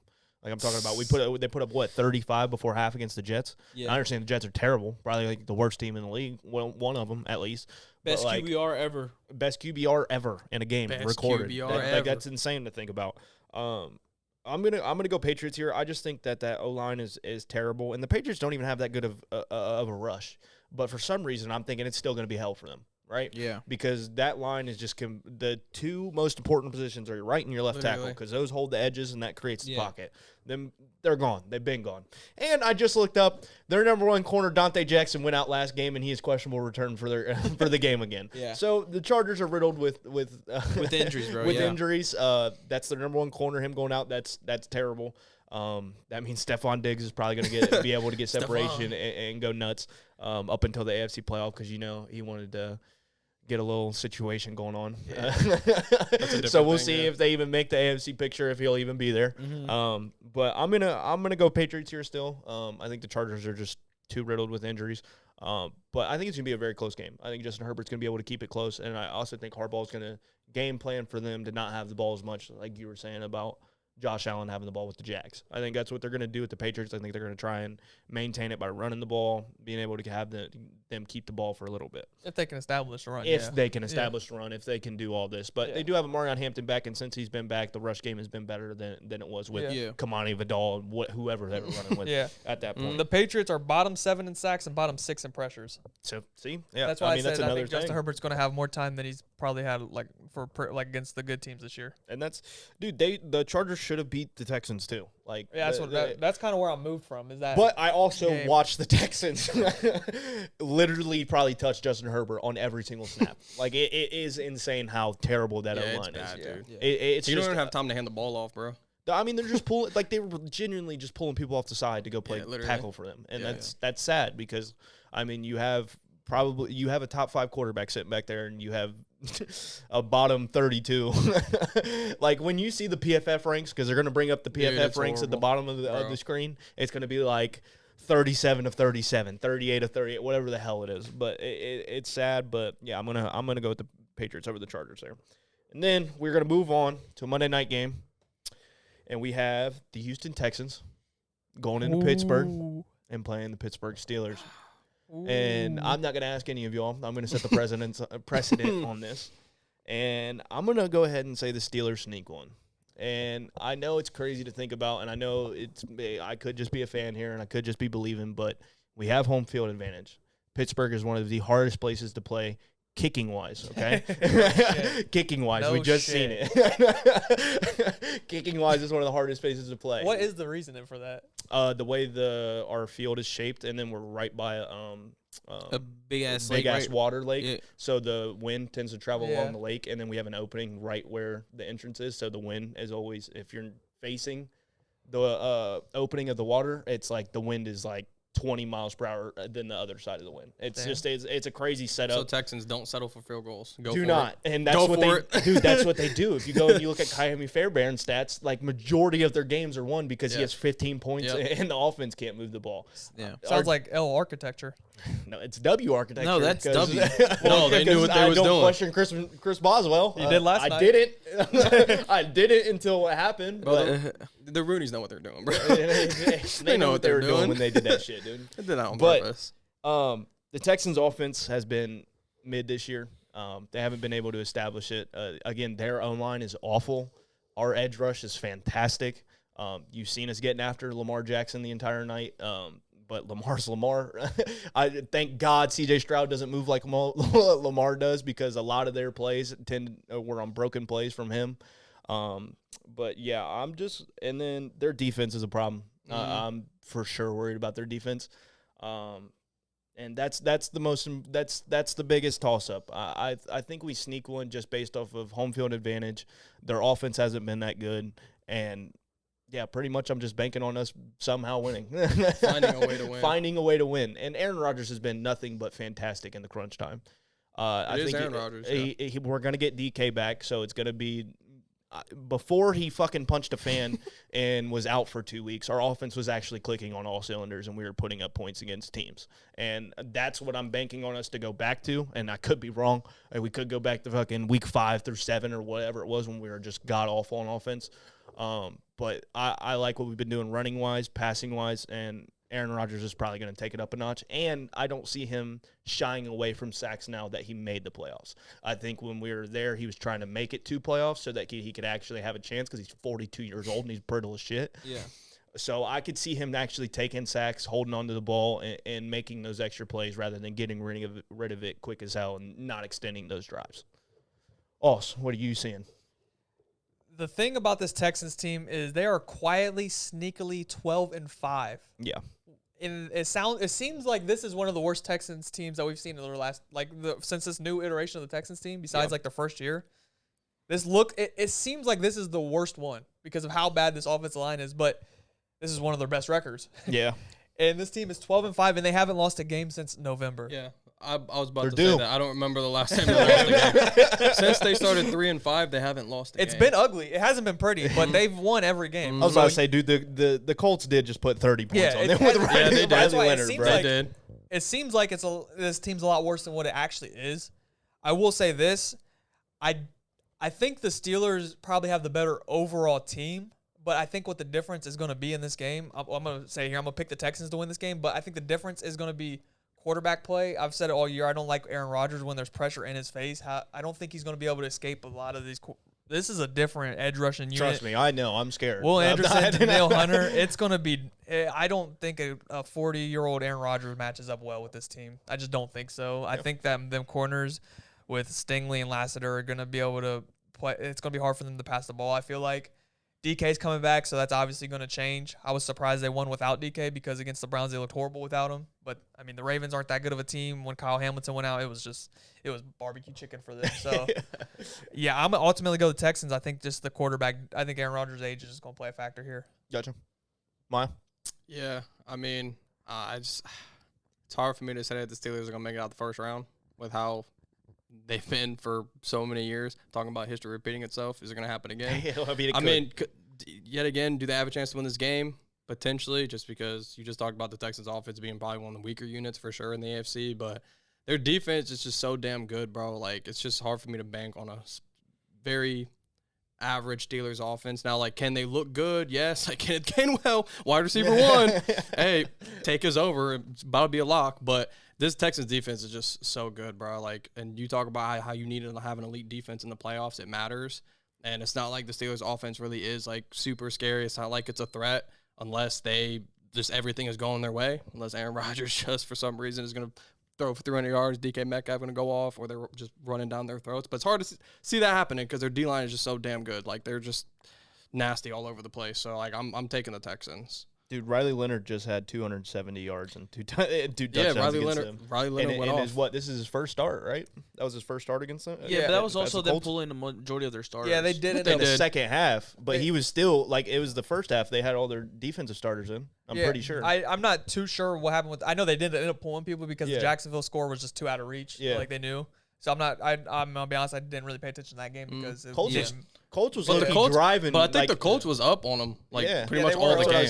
The whole game, pretty much, yeah. Yeah. But so the Texas defense is overrated? I didn't. That's what he's saying. I never once said that. That's a division game, bro. That's a division game, bro. That was a division game, bro. Division tax. I didn't once say the Texans defense was not elite. The Texans defense is the best in the league. I'm not fucking saying that. He said, "Well, how Riley Leonard carving up this so good Texas defense? Steelers are gonna win." What I'm saying is, if Riley Leonard can throw for 270, Aaron Rodgers can throw. Aaron Rodgers can throw for 270. Just saying. Why don't you get in it? Say it's fuck the Texans this week. Why don't you go there? It is fuck the Texans this week. Hey, you know the Colts got good offense though. Jonathan Taylor, Tyler Warren, Michael Pittman. What are you saying? I said you know the Colts offense good though. They got Jonathan Taylor, Tyler Warren, Michael Pittman. Steelers, who they got? Kenneth Gainwell. Yeah, they got Kenneth fucking Gainwell. Kenneth Gainwell. They got Kenneth Gainwell and Jalen Warren. Meet a mini tank and a minier tank. All right, bro. Caesar, how about you, bro? I don't see it being close at all. Nah, you're crazy. It's gonna be a close, nasty game. This defense, damn near, depending on how it goes, it could go down as generational, dude. This is the best defense statistically wise that we've seen. I said this 2 weeks ago. Yeah, since 2006 or 2009, I can't remember. Probably not after Riley Leonard carved him up. No, okay. I can definitely agree on the offensive side, right? But also, like, if Arthur Smith can't get his shit together and stop having fucking Aaron Rodgers blow an aneurysm on the fucking field, hey, he couldn't hear. That's what happened. I know. But still, when he coming out, I know that the reason he got mad was because of the mic wasn't working. But also is that when he went to the sideline to like get to play, he's like, "Why the fuck are we doing this?" So that's what I'm just trying to show there. But no, but in all seriousness, I think that is, if this defense can just continue to fucking get after Aaron, it's going to get to a point where he's going to start getting frustrated. Plays aren't going to go the way they need to be or how you guys want. And that can take a toll, and it can go from being a close game to being like a really like bad blown out of water type of game. I wouldn't be shocked if it is a close game. I'm just not counting on it because I trust this defense so much, especially coming from D'Amico Ryans, another guy that I fucking love to the end of the day. But so you have no worry that the Texans O-line is not going to be able to hold T.J. Watt, Alex Highsmith, Nick Herbig. I mean, that's a problem. And all of them as edge rushers. That's a problem. That's a problem. I get that. That's a problem, but he don't got the sack record, so I don't give a fuck. You want me yeah. You like that. I like that. I know you like good that job, one. Good job. I know you like that one. Hey, I know you like that one. I know you like that one. That was a good job. That has nothing to do with it. You're just trying to You want to know another record, bum? What? You want to know another record that you don't know about? What? Home games on Monday night, the Steelers are 23-0 in the last 23 games. This is a Monday home night game. You're due. There's due and there's due. Which one's gonna break? We don't know. You're breaking. 23-1. Got a streak versus streak. One of them's gonna snap. Man, y'all play the Dolphins this year on Monday night. I don't want to hear it. don't give a damn who we played. I'm just letting you know what the streak is on Monday night. It's going to be a close, nasty, ugly game. Yeah. That's what I think too. Like every Steelers game.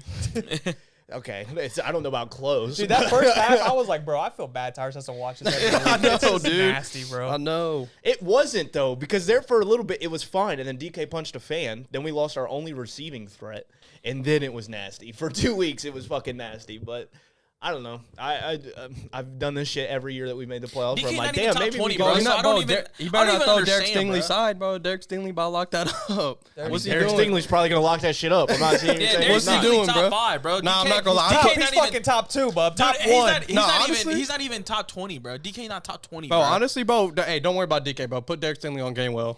ain't doing nothing. Facts. I ain't doing all that shit. Put Stingley on Gainwell, bro. Then they ain't gonna move the ball. All right, enough with the Steelers talk, bro. We could go on and on and on, and I can find more ways to try to and make a persuade case. y'all. But y'all always gonna be on the Texans, and that's what it's gonna be. You know how it's going to go, though. Y'all are going to win, bro. Like, we're going to come in here, y'all are going to win. You're I'll be gonna like, be damn, y'all all upset. picked the Texans. What the hell happened? It's gonna be where we. That'll be and the only upset, bro. Yeah, that's what I said. Like, there's no other upset but that. Is that even? And is then that an upset? And then he's gonna. Yeah, that would be an upset. It would be an upset, technically. I mean, they're 12 and Yeah. 5. Yeah, they're. And then That's he definitely would an come upset. down here with this fucking stupid ass terrible towel, trying to show that shit What? off again. Like, shut Oh, up. I got different Well, ones. I mean, I I guess got different ones, bub. It's gonna be a different terrible towel every time I come down Well, I here. guess seating wise, it would be an upset, but I know it's bullshit. I know. I'm It counting would as an definitely- upset. I'm it would counting definitely it. be an Nah, I'm upset. counting it as The an Texans upset. That though, would be an 'cause- upset, bro. Because Steelers got the higher seed. I'm counting as an upset. Texans Okay, upset it's gonna Steelers. be Texans upset the Steelers. Is that the last game? Yeah, that is the last Yeah. game. Real quick before you move on, I need my flowers for pick'ems. Yeah, Oh, I was. yeah. My bad. So we did get the final pick'ems. Yeah, congrats, bro. Yes. All won by one game, I came in last and then in second place was a tie between me and Caesar, and then by one game, by one game. Maya was in last. I think that's the closest shit we've ever Yeah. had. But it literally it was came history down. of It doing came so. down Who to came week in last? 18. Maya Me did. by a Okay, game. so for 30 days straight, you will be seeing Maya twerking on TikTok. Not happening because we ain't making that decision after Pickham's already done. You came in last. Yeah, I Dude, ended you up were coming leading in the last. whole year. Most of the year, You had yeah. a terrible last week. But it came down to week 18, and who's I that? needed the Ravens to win for it to potentially be a tie between me and Tuss. And Who the had the Ravens biggest lost. downfall? Me being fucking 17-2 or 15-2 in week 1. Yeah, you went crazy week 1. Dude, I only missed on 2 games, bro. And then this dude fucking getting the lead at like week 3 and then fucking taking Yeah. over the entire I was year a 1 seed forever. until the last week. I just was consistent. I missed like 4 or 5 games every week. Yeah. Like, it didn't like Week 2 and switch. 3, I did like something like that where I only missed like 3 or 4 games each week. Yeah. And then I jumped up, and then it was like normal Tuss. Yeah. Just selling. That's nuts though. It was that close. Yeah, I know. Yeah. That's it. I've It never literally came seen down to it. week 18. I waited for the last 2 weeks to have my 2 worst weeks all season. Yeah. The 2 last weeks. We should have, bro. I should have known better than to pick favorites this week because it was a whole bunch of sitting starters. And Yeah, shit like week that. 18's weird. And like I was just like, bro, I didn't even think about that. I definitely probably would have picked the Raiders over the Chiefs. Now thinking, We back also on it. didn't know Yeah. like what was going on. I didn't know what was gonna happen, but We do this on Tuesday if Hey. y'all didn't know. yeah, we did do this on Tuesday. People were out, people were in. We didn't. It is what it is. Sometimes they don't come out with news. till Texans after we're decided to done. pull their Yeah. fucking. I mean, they won, but they still pulled all the starters. All right, Game. all right. Reel back in, and we're gonna go to a new topic. So we're gonna go through every quarterback that is in the playoffs, and we're gonna give a rank 1 through 10 on how much pressure is on this quarterback, and what it means going forward. And we're gonna discuss it, and then we're gonna go through one by one. And like I said, we're gonna go 1 through 10. I'm gonna just go. We're gonna go AFC, then we're gonna go NFC, and I'm gonna start with the 1 seed and work it down, whatever it may be. I'm just looking at the playoff picture, so we'll just go from Broncos down. All right, so we're gonna start with the Denver Broncos. Their quarterback is Bo Nix. Now, Bo Nix, he's had a lot of ups and downs this season. A lot of people hating on him for his play. A lot of people loving him that he's a gamer. Whatever way you want to look at him. I'm going to start off with us. We're going to go 1 through 10. How much pressure do you think is on Bo Nix? I'll give Bo Nix about I'm leaning around 7. The reason being, I know he's young, so it's like it's amazing that he's here, but he is on the number 1 seed in the AFC, Yep. and he is the quarterback, so he technically has the best team. So he really just needs to perform and do his job. I think this could set him. I think this playoff run could either bump him up so much in where we talk about quarterbacks, or just drop him down tremendously. That's where the pressure comes from for me, from where we discuss Bo Nix, how we feel about Bo Nix, possibly if he can become a franchise $60 million quarterback type of player. Because like Yeah. if he doesn't have a good playoff, and they decide to extend him, he might not just get a max contract because they're like, okay, you're a solid quarterback, you're not a great quarterback. Yeah. So I think that's kind of where it goes to, because this is his second season, correct? Yeah. Second season. So he still has some time to prove himself, but this is where you prove yourself. Yeah. So, and he is an older quarterback. I mean, he was in college all 4 years. I think did 5 years in college. Yeah. Yeah. So, I mean, I think he's 25 right now. Yeah. 25. So that's just where I'm coming from. 7. I'll give him. 7. All right. Yeah, that's Mine. fair. I'm leaning about like 6, 7.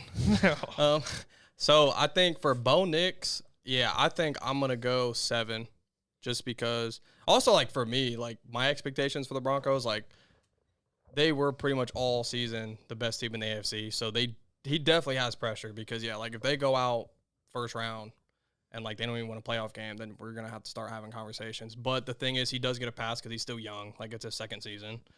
But like I've said it all year, like I just don't still believe in that offense completely.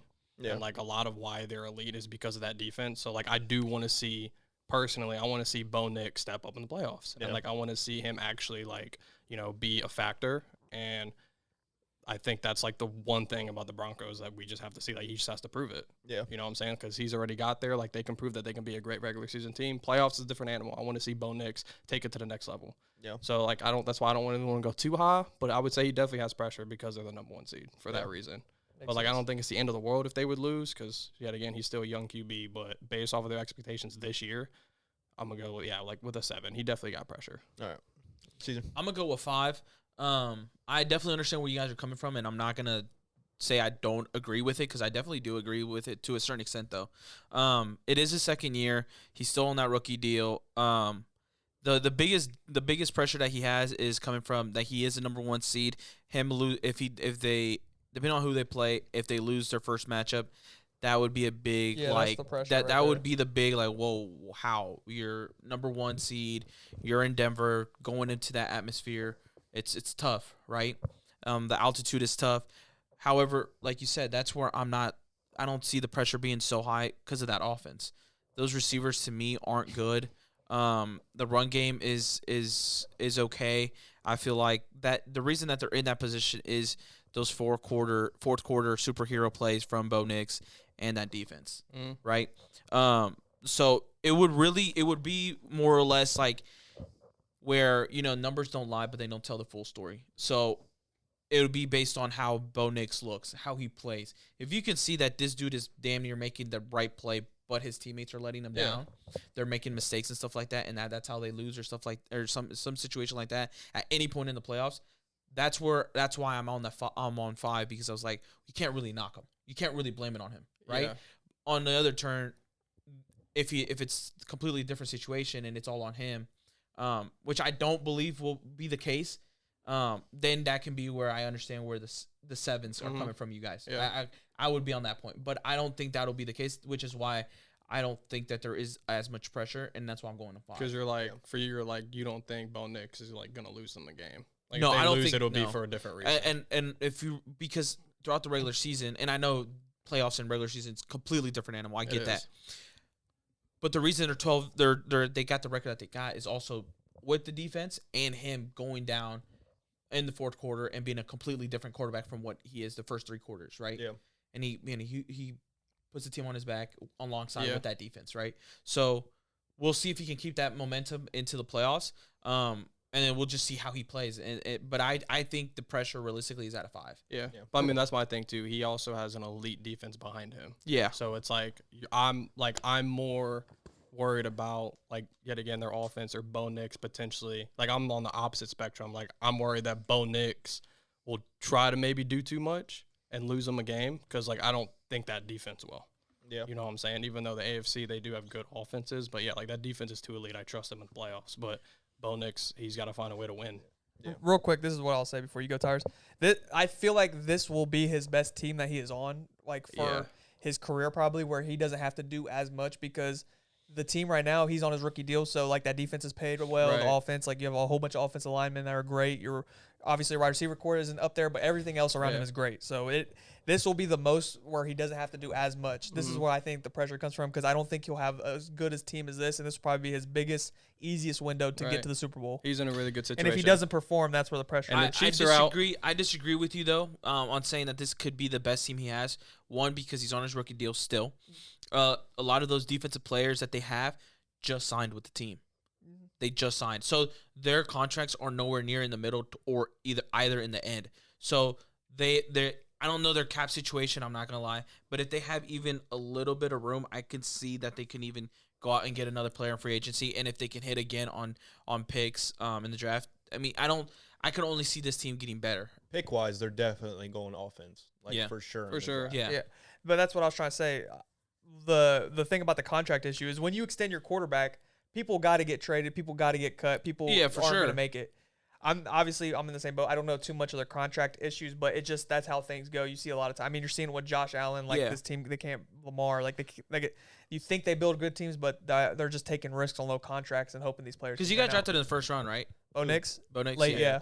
Yeah, so he's like 10th pick, I think. So he'll still have the 5th-year option, right? So that's at least 3 years guaranteed on him on being on a rookie deal, where they can still re-sign players if they need or want to, depending on it. And I think that'll be more on the defensive side more than anything, because like you said, they need to and they should go straight offense or heavy offense and draft picks, which would only help because then you have a lot of young offensive players if they hit on rookie contracts, right? So I don't know. I don't agree with you being this best team short term. Long term, probably.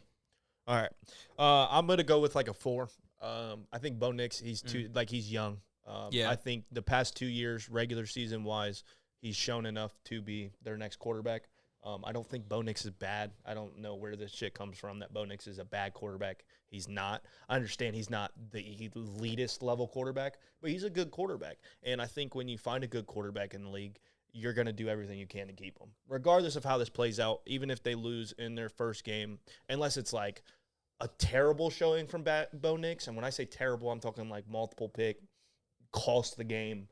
That's the only way, and that's in my head, that's just not going to happen. So I'm going to give him about a 4. I think he's going to do what he needs to do, and I also agree with Burrito. That offense lacks in the department of playmakers on offense. The wide receivers are mid at best. The tight end he was supposed to be really good, and he's mid. Running back RJ Harvey has come into his own, I will say, the last couple of weeks. So RJ has been really good. So that's a positive for them. So I just don't think that offensive-wise he has enough for people to look at Bo Nix and be like, he's the sole problem on why this offense hasn't succeeded. So I'm going to go with the 4 on Bo Nix. Next team, we'll go Pittsburgh Steelers. We can probably get this out of the way just because it's a context. It's Aaron Rodgers. He's on a 1-year deal. He could come back depending on how this plays out. But even next year, I don't think he has any type of pressure on him. I mean, he's established who he is. He's an all-time great, probably top 3, top 5 quarterback of all time. So I'm going to go with 0 on pressure for Aaron Rodgers. Yeah, I'll go 0 too. I think he's playing with house money right here. He can only help his legacy, not really tarnish it. So, yeah. Yeah, 0 pressure. Yeah, I mean, with the team that you guys got, exactly, house money, it's just it'll be it could be a Cinderella story, holy shit, legacy on the line. He's going to take if he gets a couple wins, but I don't think that happens, obviously. So yeah, 0. I mean, it's just let the great play until he wants to. For the story. Yeah, to see if he can really take the Steelers team to be next a Super team Bowl contender. We got Houston Texans, so we got C.J. Stroud. This is an interesting one. We'll start off with us. Yeah, I'm going medium range for CJ 5. I don't think this will change. I think even if they lose first round, nothing's really going to change with CJ Stroud. I feel like he has cemented who he is. I mean, the offensive line is very bad. So, if it does go to shit, I mean, there's a clear reason why. So, I'm going to go 5. I don't think this changes much if he loses this game. That's all I really got to say. Yeah, for CJ, I'm around the same boat. I don't really think he has that much pressure. I'm going to say around, maybe a 4. Kind of where you was around, Bo Nix, just because, their offense hasn't been really good. Their defense, yet again, I mean, similar to the Broncos, that's the reason why they are contenders mainly is because their defense, but their O-line is really bad. I mean, plus we've seen CJ do it before. We've seen that. I mean, this is their 3rd straight year making the playoffs. I mean, we know that what they can do, they can be good enough to win a playoff game. We've seen it. So it's and this probably is the weakest roster they've had offensively. since CJ's been on there. Yeah. Because like they're not fully healthy. Like Nico Collins, besides him, I mean, like they have like good like mid-tier receivers, but like without Nico, like it's a completely different offense. So I'm gonna go with like a 4. I don't really think whether or not they lose or win is gonna change my perspective on CJ. This is where I'm completely different against you guys. I think it's a 7 based on the narrative of other fans. Because when we have conversations on where do we rank quarterbacks or who do we think is better and stuff like that, where we do give CJ his flowers, where we think it's not his fault, the struggles that they've had on the offense, you can just see where it seems like we're the only ones in the room that think that, right? We look at the defense that he has.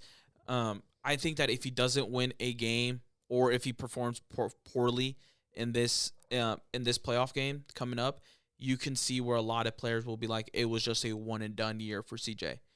Where I don't think that's the case, but the narrative around him, that will become and will be around him if he doesn't win this game, that's where I think this pressure is coming from, right? A lot of people don't understand the fact that they traded away his left tackle, right? That they didn't do anything to help his offensive line, that his receivers are hurt, unfortunately, and they didn't try to get him another receiver or something. His running back, Joe Mixon, was out the entire year, had a in my opinion, mid-second option as a running back. I see that. A lot of people don't. They don't comprehend that. I don't know how, right? But they just don't, which is why I think that the pressure is high on him to a certain extent, because it's like, if he doesn't perform good or if they don't win, right, if it's not a good victory, where I'm completely honest, there's going to be people that are going to say this CJ Stroud's rookie year was just a fluke, basically. This is what I'll say to that. He's made the playoffs every single year. He's been the starting quarterback of the Texans. He's made the quarterbacks. He's made the playoffs, and he's won his rookie year at the first round, and he won for the first round second year. I'm gonna say name another quarterback doing that. It's that simple. Yeah, like name another quarterback first 3 years who turned a team that bad to this. And I don't know and I know you're not saying that as if I'm trying to disrespect Yeah, I was them, just that I say to them. And that's where I'm on that side, right? I'm with you guys on it should be basically no pressure, but I'm coming to the point where like I'm understanding what people are at. Well, I'm seeing where people are at. I don't understand it, but this is where I think the talk definitely has been nasty. I would probably like the disrespect is fucking. I would probably crazy. feel the same way like about the Texans I do on the Broncos if like the Texans were a high seed, like if they were the number 1 seed. Like I think everyone had high expectations for the Texans going into the season because of that defense, but we didn't think their offensive line was going to be as bad as it is, and we all like CJ Stroud. We think he's a good quarterback. But, like, when they started the season 3-5, we didn't even think they was going to make the playoffs. Yeah. Like, we had no idea they was even going to be here, and that defense just played next level and didn't lose a game since then. Yeah. So then it's like, you know, like, this team probably shouldn't really be contenders, but, I mean, I can see them possibly making a run in the AFC. So it's like, I don't think CJ, if he would lose, though, people would be like, oh, well, I mean, it's whatever. This team really isn't built for the Super Bowl. Since he's came back from injury, they haven't lost a game. It's that simple. Yeah, facts. Yeah, I mean, that's fair. I mean, that is true. They haven't lost since November, bro. I'm with you guys. I think it's around like a 5. I mean, I guess you could put a little bit of pressure on him to play good. Like that's what everyone is expecting him to do. If he plays terribly, then we're gonna have another discussion. Yeah, right? different conversation. Then that would be depending on what happens. If you can see that he's getting sacked 7, 8, 9 times, whatever it may be, then I don't want to hear it. Then like you obviously know going in next year what you need to be. But if he's got clean pockets and he's making dumbass decisions and he actually ends up costing them the game, then we're gonna have to have a nasty discussion. But again, I don't see CJ Stroud doing that. I know he takes care of the ball, and I see him succeeding in that aspect. So I'm going to go with a 5, and then we're going to go into another quarterback. It's medium. It's medium. It's medium. there. It's there. It's not like we're giving it a 0. It's there. Like, I'm not going to sit here and act like I haven't seen him not be at the level that everyone expects him to be at. Vice versa, too. I've seen him exceed on certain ways. So I'm not going to act like it's not there. Then we're going to go down to, and then we're going to go to the Jags. So we got boy Trevor Lawrence. We'll start with Austin. Trevor Lawrence. What's it at? I'd say I'm probably going to be the lowest on here because a lot of people are expecting more from Trevor. I'm going to go with 6. I think just the season alone has shown that he is the guy in Jacksonville. Regular season alone, I think he did all he needed to do in the regular season, and this team wasn't even supposed to be here, and the fact that they are is based off of him. So if he does end up losing, I mean, he's losing to Josh Allen. So that's where I would be like, I mean, it is Josh Allen who he's losing to. It's not like he's losing to a subpar team. Like this, Josh Allen has been to the playoffs every single freaking year for the last, like they've been contenders forever. So it's the matchup that they're going against. If they were going against a way worse team, then I'd say the pressure was a lot more higher. But I'm gonna say 6. I expect him to win, but if he doesn't, I'm not. My opinion would not change about him at all. Maya?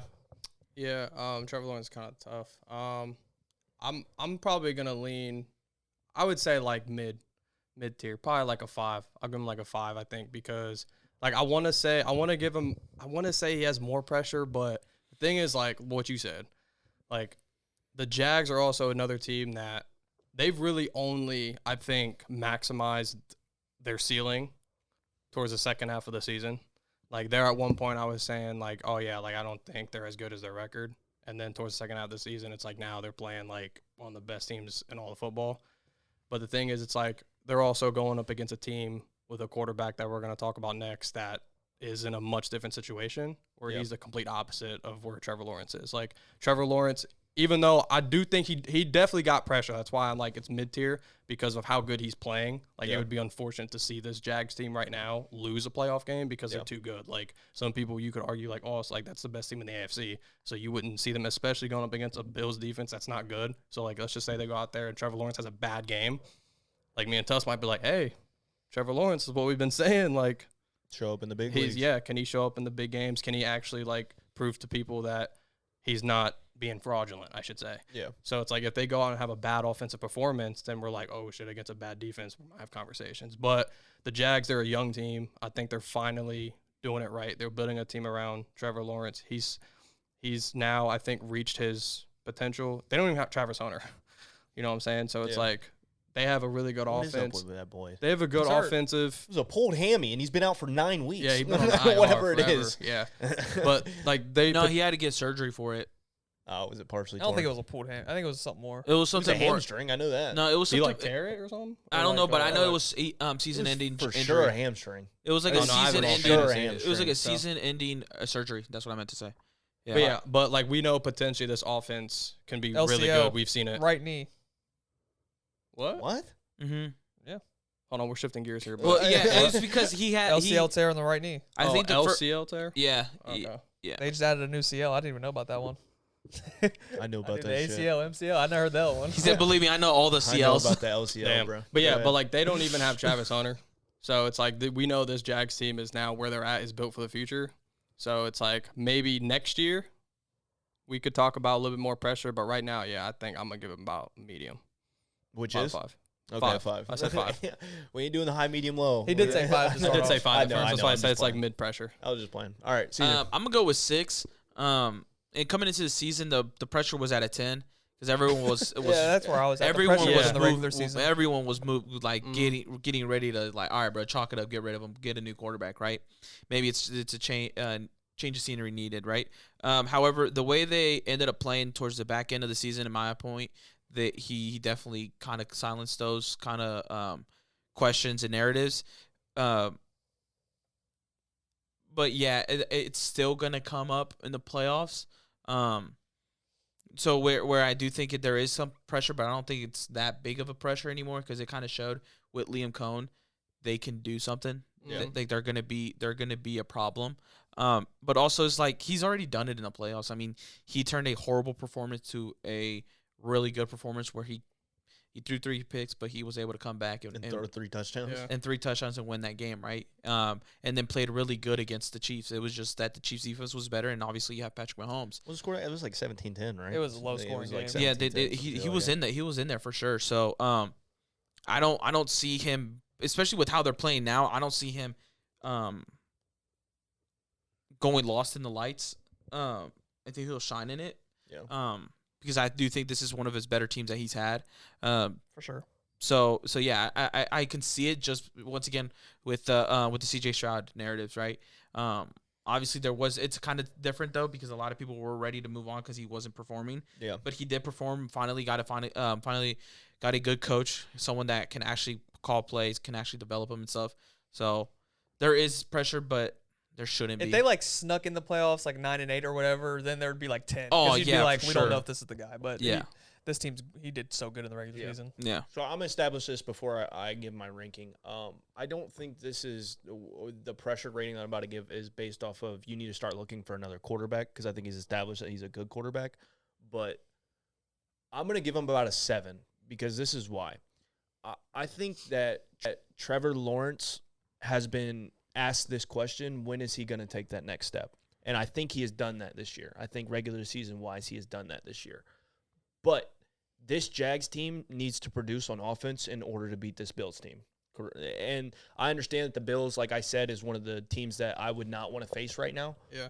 But Trevor Lawrence has to be Trevor Lawrence that he was this season. And if he is not, the media is probably going to tear that shit up. You get what I'm saying? Yeah. And I'm not saying this based on my own thing because I think Trevor, like I said, has shown, and I think that Liam Cohen being there has produced him into the quarterback that we've been waiting on.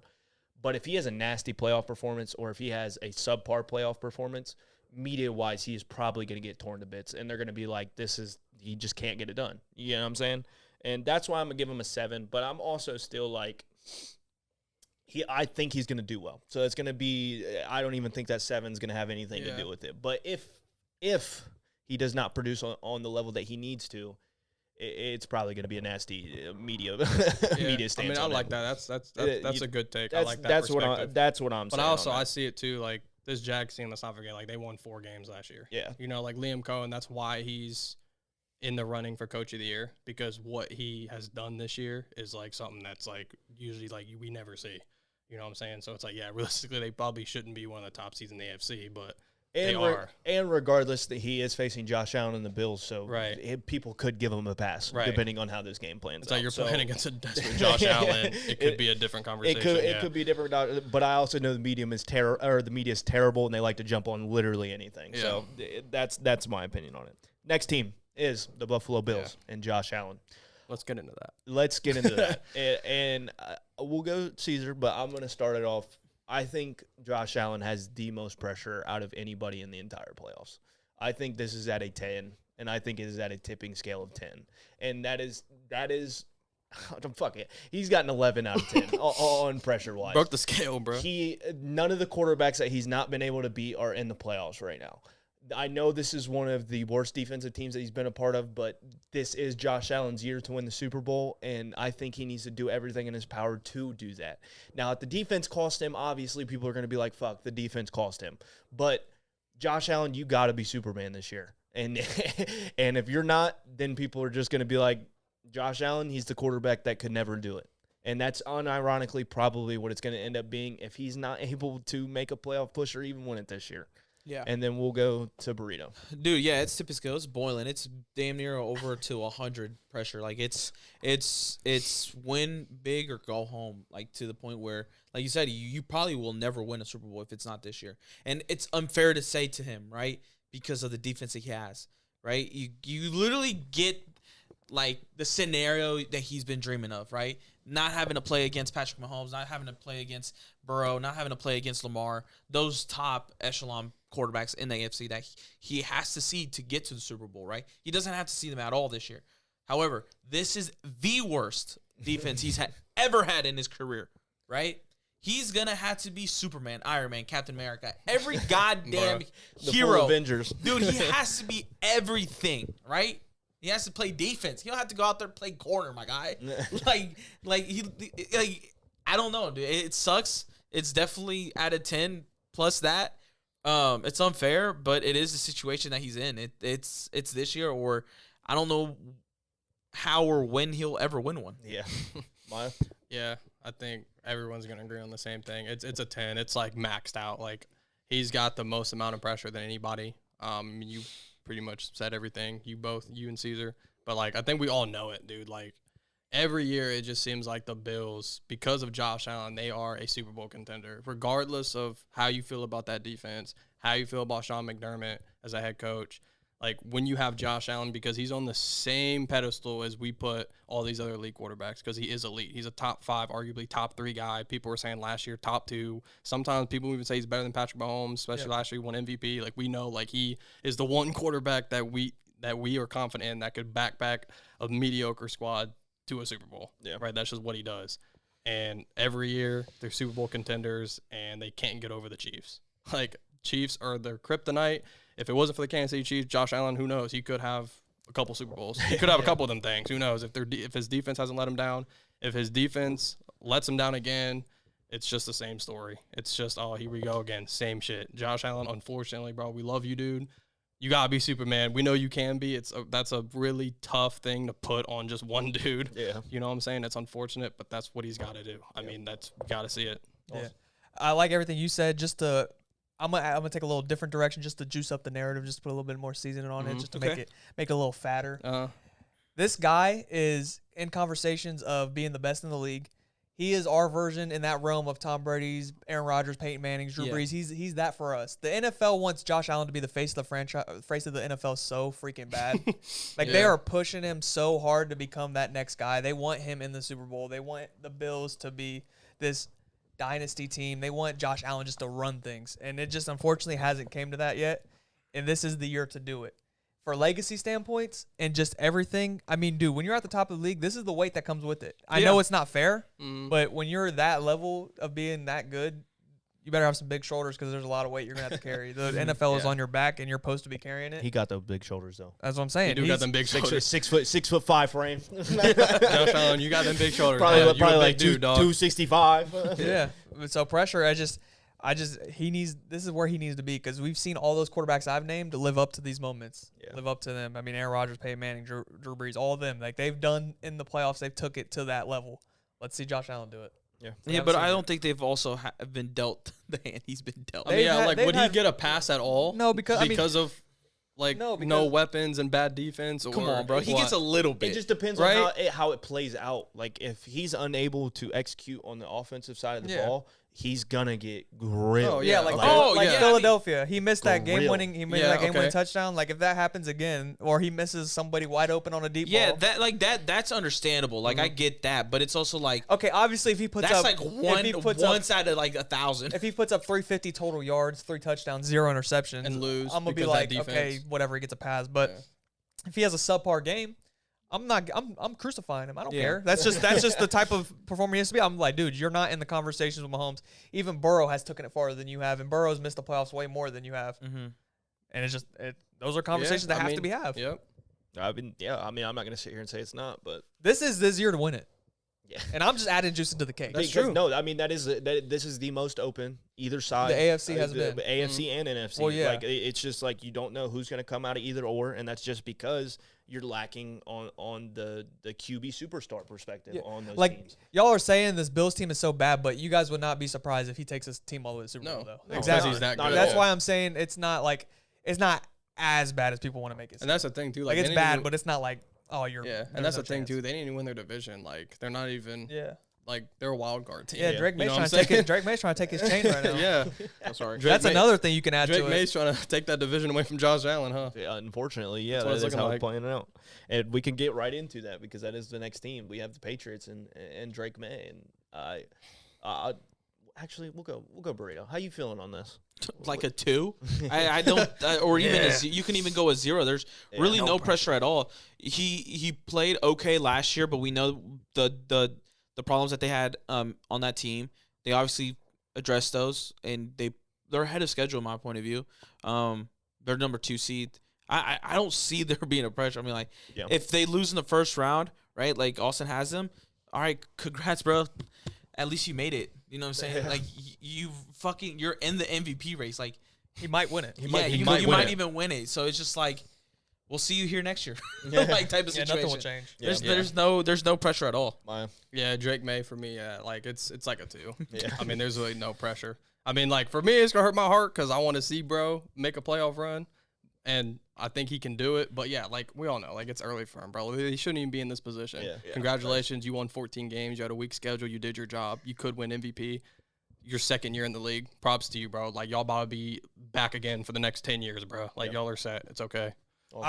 I'm going to say I'm not giving him a 0 because I believe nobody does not have pressure in the playoffs besides Aaron Rodgers. Yeah. Like I think if you're in the playoffs, you have pressure. Yeah. So I'm not going to go 0. I get what you guys are saying that it's kind of like the Trevor Lawrence thing. He submitted how good he is in the regular season. But for this situation, the way I broke down the game and how I predict it's going to go, it's going to look nasty on Drake May's part. So if it looks nasty, like how I kind of said it would, like the Chargers defense gets after him and he's like not used to seeing what happens, I'm predicting kind of a bad game from Drake May. And then the talk, like how you mentioned, I forget who you mentioned that for, but over the summer it's going to look nasty. Trevor Lawrence. Yeah. If he doesn't And if produce. Drake May does not look good, it's going to be like, oh, his schedule was just so easy. That's why he won the MVP if he wins it, or he was in conversations for it, or he might get. I feel like he'll get All-Pro second team quarterback. Yeah, I feel like that's probably what will happen.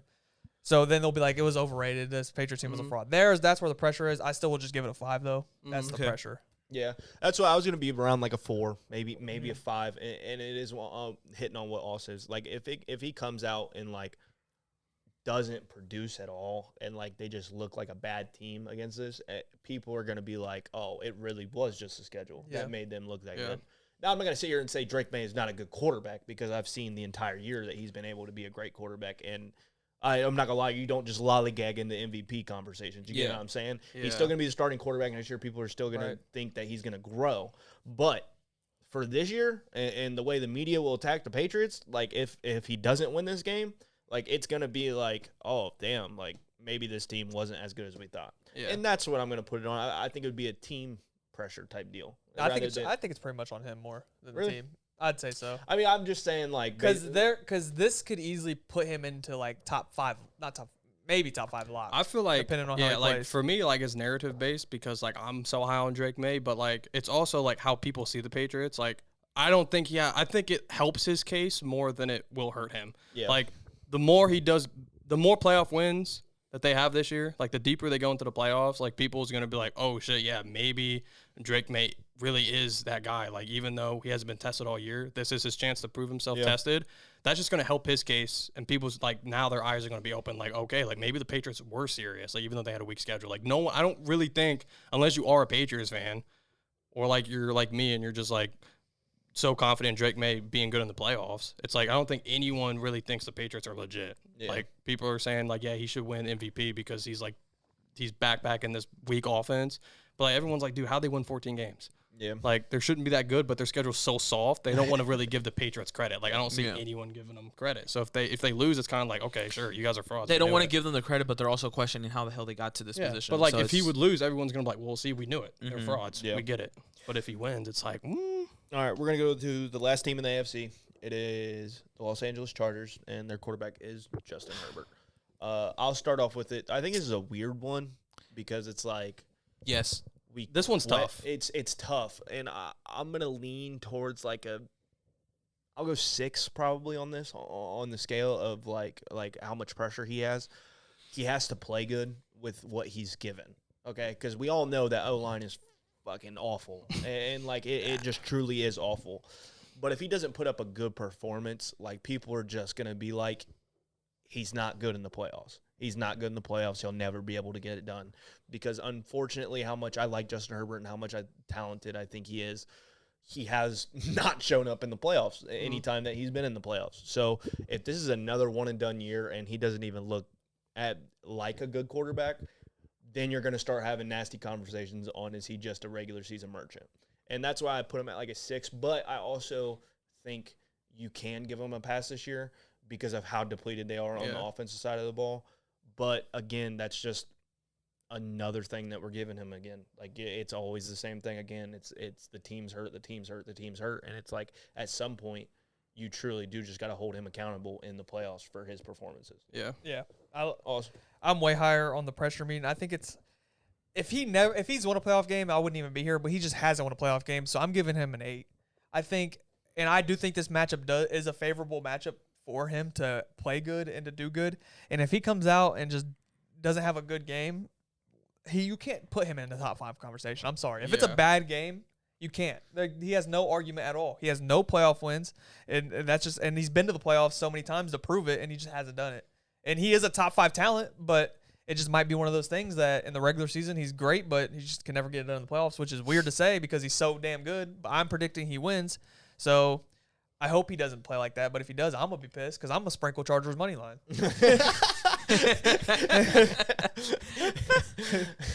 All right, for Herbert, so I'm gonna for me it's like an 8 with an asterisk, kind of like I You think. can't do that. Okay, I know, but like just for shits. But I'm gonna give him an 8 for pressure. I'm like you, like I'm putting him high on the pressure rate, but I'm saying just for shits an asterisk because it's like he does get a pass because it's just another one of those years where not everything's going his way. Like it would be, I think honestly it would probably be even higher for sure. Like I think I'd put him at like a 10 if his offensive line was fully healthy, but I still think he has pressure because I also think Justin Herbert is an elite quarterback, but we haven't seen it in the playoffs, right?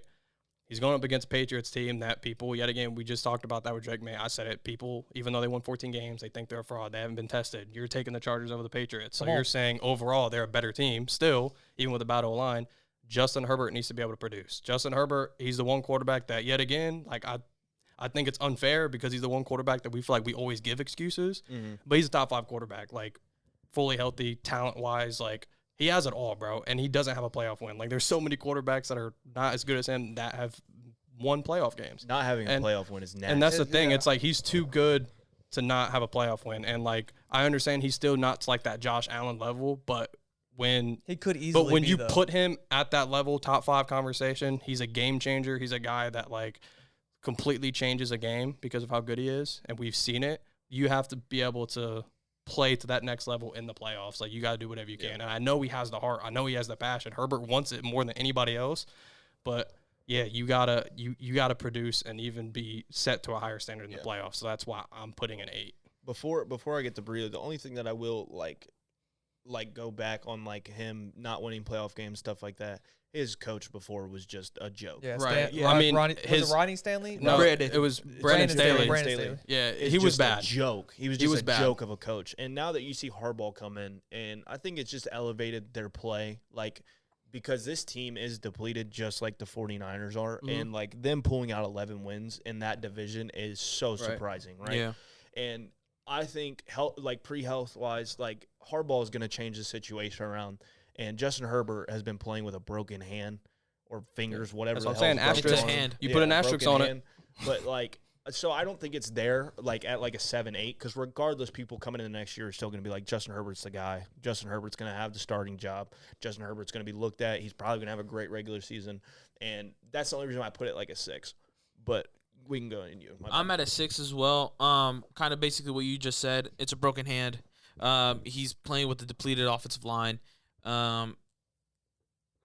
It's just, dude. It's unfortunately all his injuries are literally on the position on the side of the ball that he plays on offense. So he legit has to be just like Josh Allen. Everything, Superman, Iron Man, Batman, everything. Right. The one thing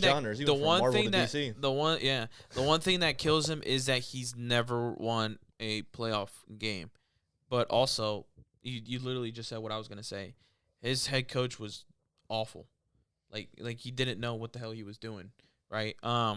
He finally has a coach that actually does know what he's doing. Someone that actually sets up the run, gets the pressure off of him to just keep throwing all the damn time, every single game, and helps him in that way. The scheme is better. However, it is unfortunately the hand he got dealt with, everyone getting injured. But there is still a certain sense of pressure because it's also like, come on, bro. You have to perform because, you haven't won, but you didn't perform either. We can kind of let it slide if you perform, if you actually put everything, you know what I'm saying? You put your body, everything on the line and actually perform and try to get the dub, but we'll see. Yeah. All right, so now we're going to switch over to the NFC. That was our final AFC team. And we're going to start off hot. We're going to go with the Seattle Seahawks, and their quarterback is Sam Darnold. I'm going to start off with Oss. Oss is a Sam Darnold hater, and we'll see what he thinks. The thing I'll say about Sam Darnold is I definitely am a lot more higher than him than I was. Like back when he was on the Jets and Panthers and all the iterations, I was like, get Sam Darnold out. He's not a starting quarterback. He's proved me wrong. I'll admit it. He's won 13 games back-to-back seasons. He's one of the few quarterbacks. I forget the list of how many quarterbacks have done it, but he's like 5 quarterbacks have done what he did. Yeah. So I'm giving him his flowers there. Obviously, I'm gonna give him a 10 pressure. He has to get over the hump. This Seattle team is. Like I've been saying all year, it's better than that Vikings team was last year. I've said I love Clint Kubiak as offensive coordinator, and that defense is one of the best units. This team is built well around him. Shaheed getting them was amazing. I love Kenneth Walker. I love Charbonnet. I could just go on and on. Obviously, I haven't even mentioned JSN, led the league in yards. Like, this team is ready to go. And if he plays bad, which there has been some some flashes of him playing bad this year in big games. I mean, the 49ers game, he wasn't great. Against the Panthers, I mean, he wasn't even honestly great in that game. Against the Rams, he had some horrible interceptions. One game he lost, one game he won. I'm just going to get to it. 10 pressure. You need to do something because this can change if it's going to happen what happened in Minnesota. If you're not winning these games, they can easily get someone else to do your job. Yeah. Can I go next on that one? Yeah, I just want to. You kind of hit everything that I was gonna hit. It's definitely a 10 for sure. The quarterbacks that he's in the conversation with on that, the back-to-back plus 13 wins, is Tom Brady, Peyton Manning. I think Drew Brees was in there. It was. I mean, it was. Was it Montana? I think I can't remember, but it was like top, like Elite company. like elite company. Like you're talking about the godfathers of fucking NFL, right? Yeah. And he was able to do that, right? Yeah. But here's the thing, the hit on the Rams part. He's thrown, I think it's between 6 to 8 interceptions between those two games. He lost one, he won one, right? 6 to 8. Are you trying to tell me he threw 4 and 4? I think one game he threw 3. I think one game he threw 2. I think 2 or 3. The Against- one he threw like 6. I think one. I can't 6. remember. Bro, not 6 6 interceptions It was in not one 6, game? Bro, it was And not wait, 6. wait, what do y'all I was on the phone. What I do y'all can't remember. It's like You in said between. 6 to 8. It was not interceptions 6. between two One game he games. threw No, it 3. was 6. It was 6. One game he threw 4, and then the next game he threw 2. Yeah, that's what it is. I That's got what it was. it's Tom Brady, Peyton Manning, Aaron Rodgers, Brett Favre, and Sam Darnold. Yeah. Yeah. Oh, wow. Wow. It was Favre. There's a fraud among us. But you said he threw what He against the threw Rams? 6. He threw between the two games of the Rams. Oh, yeah, he's thrown no, 6 interceptions In total. Yeah, in total. That's true. 4 games was the first one. You Second said and the 8. second I one. was like, there's no Sorry, way. I can't remember. I couldn't remember precisely, but regardless, he's thrown crazy. He loves Cam Curl. Number one. Let's Idiot. damn girl. Number 1 seed, right? You did what you needed to do. You got the dub, right? Thanks to your defense, though. Because he also, like he said, he didn't look that great against us. And our defense is, like, you look at our defense. Come on. Like, you should have fucking, he was dotting us up, but not to the way he should have, right? Number 1 seed, the Super Bowl road is through you, right? That going at Lumen Field is tough. It's a very hard environment to play in. Has a really good defense. Really good offense, right? You got JSN, probably the number 1 receiver this year. It's a 10. He has to perform. Wow. Yeah, Sam Darnold definitely a 10. He said they were pretenders. Yeah, Yeah, because you don't fuck with the Seahawks. the thing is, I fuck with the Seahawks. It's just that's why I don't fuck with him. That's why he's at a 10, bro. It's like Sam Darnold. Oh, yeah, I forgot mine was Sam Darnold. later. The thing is, like we saw it last year. Like we gave him a pass last year because we've never seen Sam Darnold do that. We've never seen him win 14 games in the regular season. That was the best regular season of his entire career. Everyone was saying, okay, Sam Darnold's here. Like he revived his career. Now he might be a problem. He might be a franchise quarterback potentially, right? Yeah. And that was a good Vikings team. And then they lose and he didn't win, lost in first round, and now it's Got like, obliterated. That's the conversation. It's like Sam Darnold, is he a regular season merchant? It's like he might win 12, 13, 14 games in the regular season, crumble in the playoffs. Because I've seen it. I've seen Sam Darnold do that, bro. Like, there's quarterbacks that, like, it's okay. We've seen them before. There's quarterbacks that are really good in the regular season, and we see them in the playoffs or in big games, they crumble. Like, that's the thing. Sam Darnold, he does that. He threw, I said 3, but one game he threw 4 and 2. It was 4 interceptions, one game, the first game, the second game, 2. Like, that's the thing. He turns over the ball a lot, bro. Especially against the Rams. Like, I You think wanna he know has what's what? nasty? I think he has what, like 14 picks on the season or something like that. He had like 25 total turnovers or some shit. Yeah. Yeah, So, 'cause I it mean, was. if you're gonna count like total Jesus. turnovers, Yeah. it's bad. He's thrown. my he's gosh. thrown 20. It was like 28, 29 touchdowns. He has 25 passing touchdowns. Yeah, 25, but then he had 21. It was 21 turnovers. It wasn't that. It wasn't. It well, wasn't even. He was. Yeah. It was a differential by like 2 or 3. Yeah, and then he has 14 picks. And Yeah. that's the thing. It's like, so Oh my God. now we're talking about Sam Darnold, who did it again, right? This is his second season in a row. Back-to-back seasons on a different team, winning 14 games again, right? Yeah. Now he's the 1 seed. You can argue the Seahawks team overall is better than that Vikings team last year.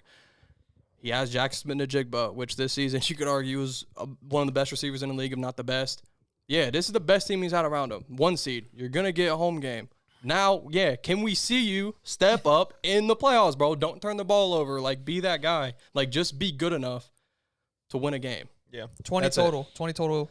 Yeah. 14 That's- interceptions, 6 fumbles. Yeah. That is so bad. That's bro. bad. But I will say I'm going to go with the 10 on Sam Darnold as well. I think he needs to produce. I think you guys hit on everything. There's no need for me to get into that. What I'm looking at playoff-wise might be a nasty first-round matchup for them. They might face the Rams. That's the thing. That's the problem. They might face the Rams. That's the thing. Like, the Rams, overall, I still think is the better team. But that is also a division game, so you could say in that situation it's a coin flip. But, like, the Rams, like, bro, like, that's a squad that could win the Super Bowl. Yeah, the game that should have been the conference championship could be literally a divisional game. Yeah, unless, I was about to say, unless the Packers beat the Bears or the 49ers beat the Eagles, they are facing the Rams. They are facing the They're Rams. facing the Rams. That's what it's going to come They did that shit on purpose, Hey, bro. but that adds They even wanted more that. pressure because the Rams killed him last year in the playoffs. Yeah. Damn. Yeah, he just can't beat the Rams. He can't beat the Rams. Just can't beat the Rams. Yep. He only beat them once. All right, next quarterback. We're going to go to the Carolina Panthers. And they have Bryce Young. Also, go ahead. I'll say probably about 5 for Bryce. I mean, there obviously is pressure there because of it's a playoff game, but I mean, he's going to be there next year. I think I already said how I feel about Bryce Young. I mean, I keep saying I'm proud of what he's done. I think he is a franchise quarterback to me at least. So there's really not a lot of pressure for me. I don't think he's going to go out and have a stinker too. So that's why I'm not. If you think he's going to have a stinker, then you probably think there's a lot more pressure. But for me, I'm putting a 5. Okay. Yeah, I mean, shit, I gave, like, Drake May a 2. I think Bryce Young's, like, on the same level, like, 2 or 3. Probably, like, a 2. Like, I don't think Bryce Young has really any pressure at all. Like, they're an 8-9 team that won their division. Like, if, yet again, it's going to help his case. Like, the more playoff wins that they get, people's going to be like, okay, wait, Bryce Young might actually be legit. And he's playing on a really young team that still doesn't have all the pieces. And he has a rough first round. Yeah, matchup. it's like, bro, he's playing a team that legit could win the Super Bowl. Yeah, like, he's playing against possibly the MVP, whatever. So it's like, like that's he's going against the Avengers. that matchup is completely against them. Like, Yeah. I don't think Bryce Young really has any pressure at all. I mean, maybe like if you're a Panthers fan, you might be like, well, yeah, I want to see him win, but it's way too early, bro. You both are idiots.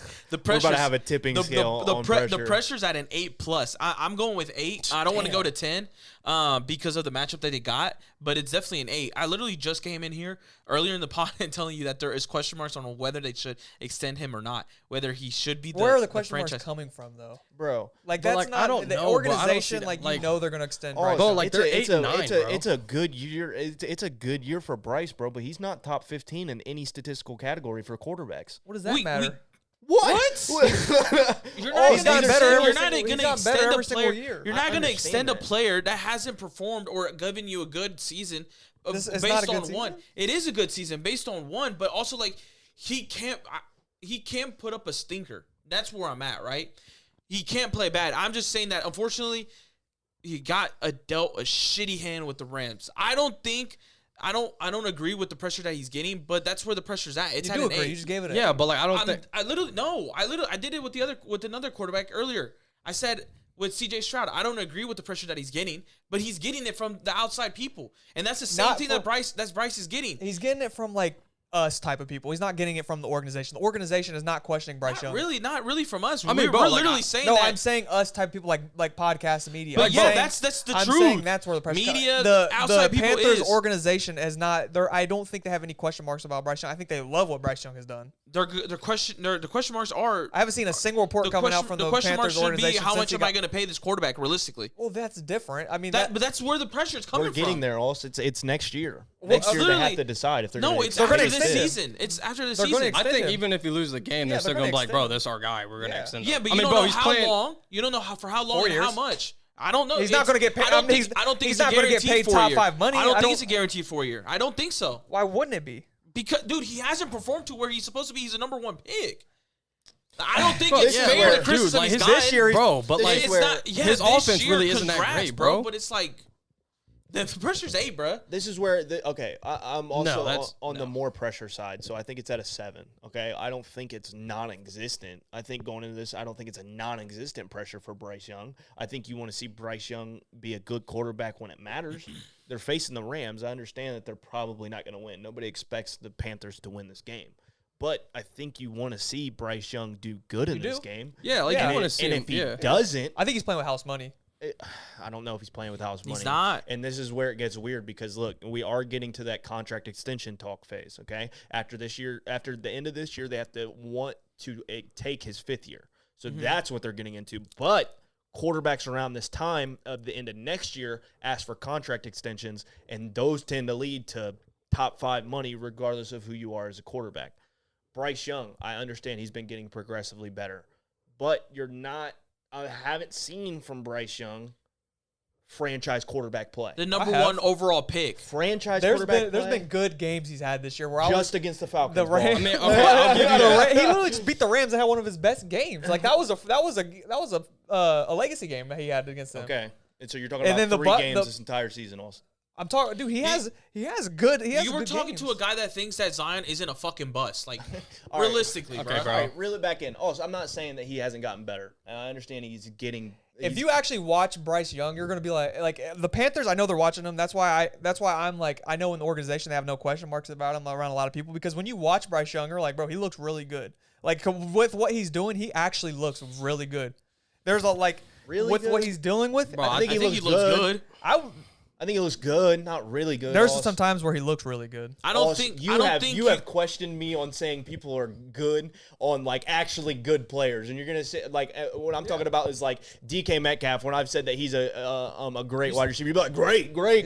I'm not saying you're saying really good right now. really and good. You I should didn't dial say back great. really. I didn't say great. I said there's I've seen flashes. him- I've of seen him really look really good. good's closer to great than good. I've seen him look good. I said flashes of really good. Okay, and also, but flashes It's not a franchise quarterback. Exactly. You don't give franchise quarterback money or extension to someone that has flashes. You have to see a progression. Well, first of all, he's have to not. see an extended Well, first of period all, of the time. contract isn't after this year, so that's where I'm like, okay. 5th-year options. After Dude, this they're year. already having conversations about it now. There's already question marks if they're going to even give it to him now. That's what I'm saying. He needs this playoff game to perform I can't good. believe you guys are Oh doing no, this bro! right They now. won 8 games though, This- bro. They switched. what is that? He's turned Exactly. Are He's you turned kidding around me, this. bro? He's, Bro, and I know the 8 bro, games. I know, You think? bro, Okay, I know you the think division 8 was games weak, is bro. good? bro, that Bro, from what that what Panthers- conversation are we having? But I'm saying they played in the soft division. They made the playoffs. The softest division yet. They won 8 games and made it. Realistically, they Because shouldn't of even been Bryce a playoff I team, bro. I get that they made it. But like Bryce Young is one of the But positive listen, things about that it was offense. His best season's 8 wins, bro. That's not franchise material, bro. Bro, Do you guys realize the team he's on though? Bro, This I get organization that, is but that's horrible. what I'm This is a saying. quarterback that had 54 passing yards against the Seahawks, bro. Yeah, that was a bad game. bro, okay, I see 54 that. yards I off. get that, bro. Really good You're player. nitpicking, you're A really nitpicking. good player with 54 You're yards nitpicking. passing. You're nitpicking. Okay, also, I'm not the gonna- game after bro, he had I'm not- 191. The game after that he had 163. Yeah, if you want to then box the Rams score he had watch, if you 206 want to box yards. score watch, it's not pretty. That's what everybody's doing. I said this about Trevor. 54 We did the yards? same thing about Trevor Bro, Lawrence. it's We like did the people same thing wanna with Trevor be- well, I Lawrence. was We gonna did the bring same him thing up. with It's Trevor like Lawrence. people Trevor has never had 54 yards passing. You're nitpicking one game. I've never seen a quarterback throw up 54 Yes, you yards. have. Yes, you have. What? Sam What Darnold's good Sam quarterback has Darnold's had playoff 54 was yards? horrible against the Rams. What? Sam Darnold against the Rams last year in the playoffs was horrible. They had a chance to win the game, also. Bro, What are just- you talking Wait, about? what? The Bro, Vikings? the I'm talking last about the drive- Vikings. I'm talking about Vikings and Rams. The Vikings-Rams, he had a chance to win the game on the last drive. He got face masked in the end zone that could have continued to drive to win the game. Do you not remember that? I don't. It was a big-ass deal that he didn't get the flag on the I remember. on the face I mask. remember him Sam playing Darnold horrible. threw for 245 on that game. Dude, they had a chance know, to win that game. They only lost by a one How many? possession. How many interceptions? It was 9-27. It was 1 Whoa, interception. whoa. 9-27. Yeah, I was gonna say I Was don't this remember for the- this a close game at all. This Dude, is I the remember they had a NFL chance to wild win card the round. game. Yeah. No, it was bad. Sam Darnold was bad in that game. No, He had 9 no. sacks. I do actually remember what It was happened. 9 sacks. Oh yeah, That's 9 what it sacks. was. Never mind. I thought they had. It a was chance to win the game. 240, but he didn't throw for. You're saying that he played bad? He still threw for 245. Yeah, after I getting. mean, bro, getting we blown know, out. but we know, bro. They But should those not be a 9 playoff sacks team, bro. weren't his fault. Like, bro, we that were was still, his offensive we line were in still the saying the fucking Panthers were gonna have a generation. top 10 pick, bro, I'm in the not beginning of the saying- season. I'm not saying that Bryce Young's not going to be the quarterback next year, and I'm not saying that they're not going to extend him. I have seen We're saying Bryce the pressure Young is get there. better, but I'm saying that they want to see a good performance from Bryce Young in this game. Okay, see, that's fine. Y'all can say that. What it sounded like you guys were saying is they shouldn't extend him because And he I hasn't shown literally enough. just told you that is not what I said. I said I'm literally saying the same narrative to what I talked about CJ Stroud. I don't agree with the amount of pressure Then why he's are y'all getting. arguing? I know those got yelled. Yeah, then Because why are you you arguing are with me? literally you got mad at me for saying that it was an 8. It is. No, I didn't get mad. I didn't said- get mad at anything for your pressure. The only thing I got mad is where you guys said there's a reasoning that they shouldn't extend him. Like you guys there's were a backing. reasoning You guys why are- you start can having have the questions. conversation. You can have the questions fine. on whether to extend It or not. sounded like you were against it. Did it not sound like they were against extending And I told Bryce you- Young? and I Hold told on, you I I'm wasn't. asking mine. Well, I'm I asking thought- I mine. thought Did it not that's what sound you like said. that? I That's thought what you it said sounded they're like. not Both gonna idiots extend because I never Okay, said that. how are we idiots if Bro, both of us see, thought that? Listen, what has happened is it got lost in translation somewhere on if he should get extended or Yeah, not. that's what I was But arguing. I also just questioned when you said he was a really good quarterback. I think he's been a better quarterback. I think he's getting into a good quarterback. Yeah. I don't think he's And been really good. Really good as a stretch, Oz. Really good as a That's stretch. fine But I for think- you. That's fine. But That's how the you thing. feel. Well, at That's least how I guess feel. for me, I just figured they exceeded expectations. I didn't think there was going to be a playoff team. Right. I was like, they might be better than last year, but I still think Yeah. they're like a 5-6 win team. They made the playoffs because their division sucks. Like Tampa basically If you lost guys that are shit arguing, themselves. if you guys aren't arguing, Like they I still should. think he keeps his job next year, regardless of whether he wins or loses. Oh, he's And he's obviously playing gonna against the keep it. Rams. That's what I'm Obviously, saying. Like I don't think he has that much pressure. Like we want to see him be like, oh hey, Bryce Young, yeah, like you're going up against one of the best teams in football in a playoff game. Yeah, let's see if you can be that guy. But I don't think it's like a deal breaker whether or not he wins or loses. So if you he don't plays think good, there's any like conversations about them not wanting to extend him? I don't think they should, but there are conversations about that. Sure, I can see like a conversation, but like I don't think it's gonna happen. Like I think they're banking on Bryce Young being the guy. It's just I think I'm in the boat where yet again I just don't think he's in a good situation or a good organization, and they're trying their best to put something around him. Like same thing, we had the same argument with Trevor Lawrence, bro. Like we waited Trevor Lawrence to be this guy for 5 years, and every single year when he didn't exceed expectations because he had a shitty situation, bad fucking head coaches, same thing. And it's like, oh, when is he finally gonna be good? Now Trevor Lawrence is in that good situation. Now he's proven to be good. It's like Bryce Young, bro. He's throwing to his best receiver is a fucking rookie, bro. Yeah. Like Xavier Legette can't catch the ball. Like they drafted him last year to be their number one, and he can't catch like legit. So it's like that's at least my point of view. And we were talking about how you guys got to be patient. We just talked about how you guys have to be patient with quarterbacks. Build a team around them, and then then judge them there. I don't think it's fair to judge them off of this. If you guys aren't arguing they shouldn't extend them, then we're good. I don't want to argue. I don't want to argue that. That's what I thought we were arguing. I thought I was like, my bad. I heard that arguing. wrong because I thought you were saying. I think you guys were playing devil's advocate, and I think that's where it went all wrong. Yeah. I I'm heard just it saying wrong. there is some pressure there. There is pressure for that's sure. why I I put it gave at like him a pressure. 7. You guys are just Okay, think there's more pressure. fine, yeah, because I gave him a 2. I was like, there's no pressure. I'll give him like a 4. I'll give him a 4 Okay. I forget what I said. I think I said like fine. 5. because I know like when I 5. said that he was like, oh shit, that's crazy. Like Yeah, I said literally it like- little to no pressure Yeah. at all. It's just, But- we were given a lot of pressure to these quarterbacks that have actually shown to be good quarterbacks before, and But they they're need all older. playoff wins. They're all older. Yeah, I understand that. I understand that. I'm not saying that they're not, but you also gave Bo Nix, who's in his second year. He's on the number 1 True, seed. but in the he's AFC. but his he's team been a is good much quarterback. better. He's been Yeah. a good quarterback. He has been That's a the good- only he has been a thing good that I've been. He has been a good And to be quarterback. fair, yeah, Bo Nix is better than Bryce Young, I and think Bo Nix like a he's on a 6. better team. I think I Number gave him a one. 7. Yeah, I gave him a 7. 7. Two sticks higher than Bryce. Hey, that's Yeah. what I gave Bryce. Because Bo Nix's expectation is he's in a different stratosphere with Bryce Young right Yeah, now. I know. I'm just saying these are young quarterbacks. I'm just playing what you're saying. I'm just giving you backlash. What? Oh, I didn't mean to like cut you off by my look, but I was gonna wait until you were done, kind of. Okay. And I was like, because I gotta go. Can we hit on the Niners, and Eagles one? Yeah, And we're that's on fine. 2 that's hours. fine. That's fine. That's Sorry, fine. since we're at 12 All right, already. We'll go Niners. We'll go Niners. All right. You can go first. Oh, Since you want to- the fucking based on the cult that we got, this pressure is on 10. I want him to get us to the Super Bowl. If this dude doesn't get us to the Super Bowl, I don't want to hear about top 5, top 10, top 15. I don't want to hear about none of this nonsense. I don't care if we're depleted. I don't care if we're playing against the Eagles defense. I don't care that we're playing in Philly. I don't care about none of that. Because I know who Brock Purdy is. And I know he's going to fumble the bag. He's not going to get us anywhere near to where we need to be in the Super Bowl. We're going to be the first round exit. I know that. But people don't know that. So the pressure on this guy is a 10 for me, in my point of view. Right? I'm going against everything I just said for other quarterbacks. I got to see what everyone else is seeing. This superstar guy who's a top 5 quarterback who you can't even say his hairline is fucked up because people are going to come at you, attack your prom attire, fucking attack all of us. prom pictures were fine. I don't know why he even said that. Exactly.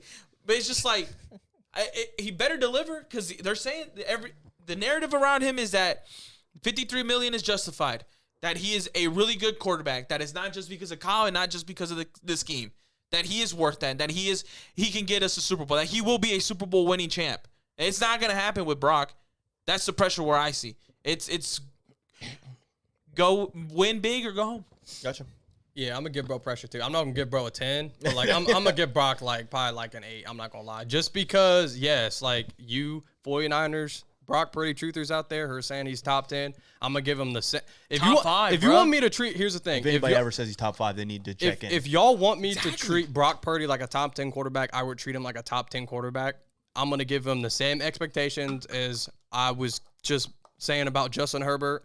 Not necessarily Josh Allen, but he's on still a different planet. But like Brock Purdy, if he's a top 10 quarterback, if y'all think he's really like that, I understand you don't give him an excuse if he loses because your team is so injured. But like you think he's a top 10 quarterback, which means some of you guys that don't think he's a game manager, he's a game changer. So if Brock Purdy out there playing, guess what? That means you're going to give him a chance to win. Deliver. And that's the change thing. the game. And that's the thing. Like, I think, like, 49ers, y'all can be sneaky, bro. Like, I'm not counting y'all out because y'all can do it. Like, I've seen y'all win games even when you're not even supposed to be in it. When you guys are, like, total underdogs, y'all find ways to win. But Brock Purdy, yet again, I know he's looked good, but because you guys out there think he's top 10, I want to see it, bro. Like, can they really be the contenders I think they can sneakily be? Yeah, Brock Purdy got to play up to that level. I'm going to give him pressure for that. Clip that shit at the 49ers. All right, awesome. At 49ers. So if he plays bad, like, sure, go ahead, give him excuses because they're not healthy, but the 49ers are never healthy, Yeah. bro. So that's going to be a conversation every year. Exactly. So that means you're going to give him an excuse every year because they're always hurt. If he a top 10 QB, he got to play like a top 10 QB. I like that a lot, actually. You think he top 10? We're going to hold him to top 10 standards. I'm gonna hold him And to you a top better 10 stamp standard. that shit.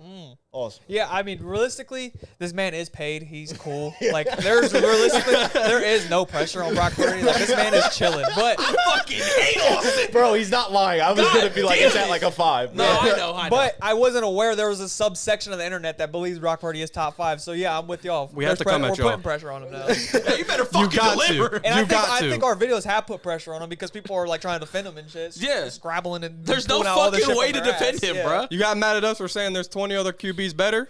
Hey, how many QBs on this 49ers team can win the same amount of games as Brock Purdy? We're going to find out. Yeah.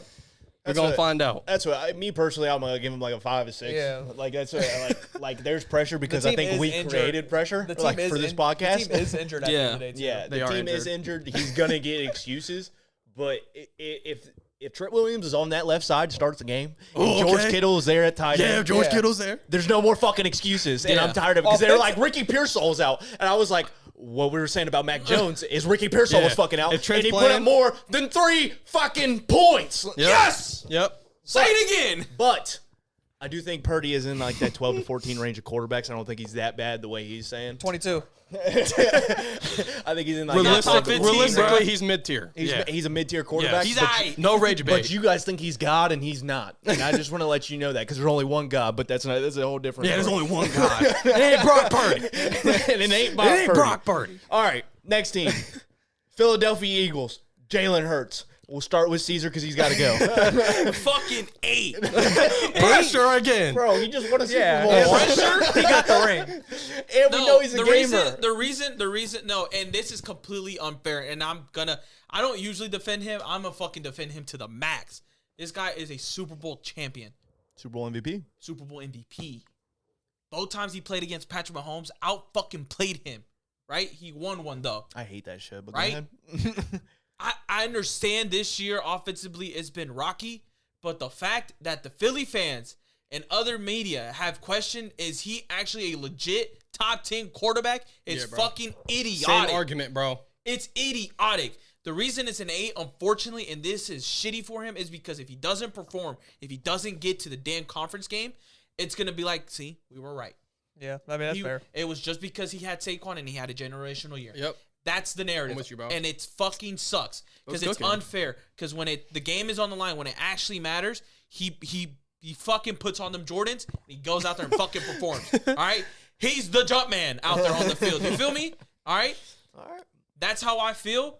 It's another quarterback where I don't think and I don't believe that the pressure that he gets is justified and it's fair.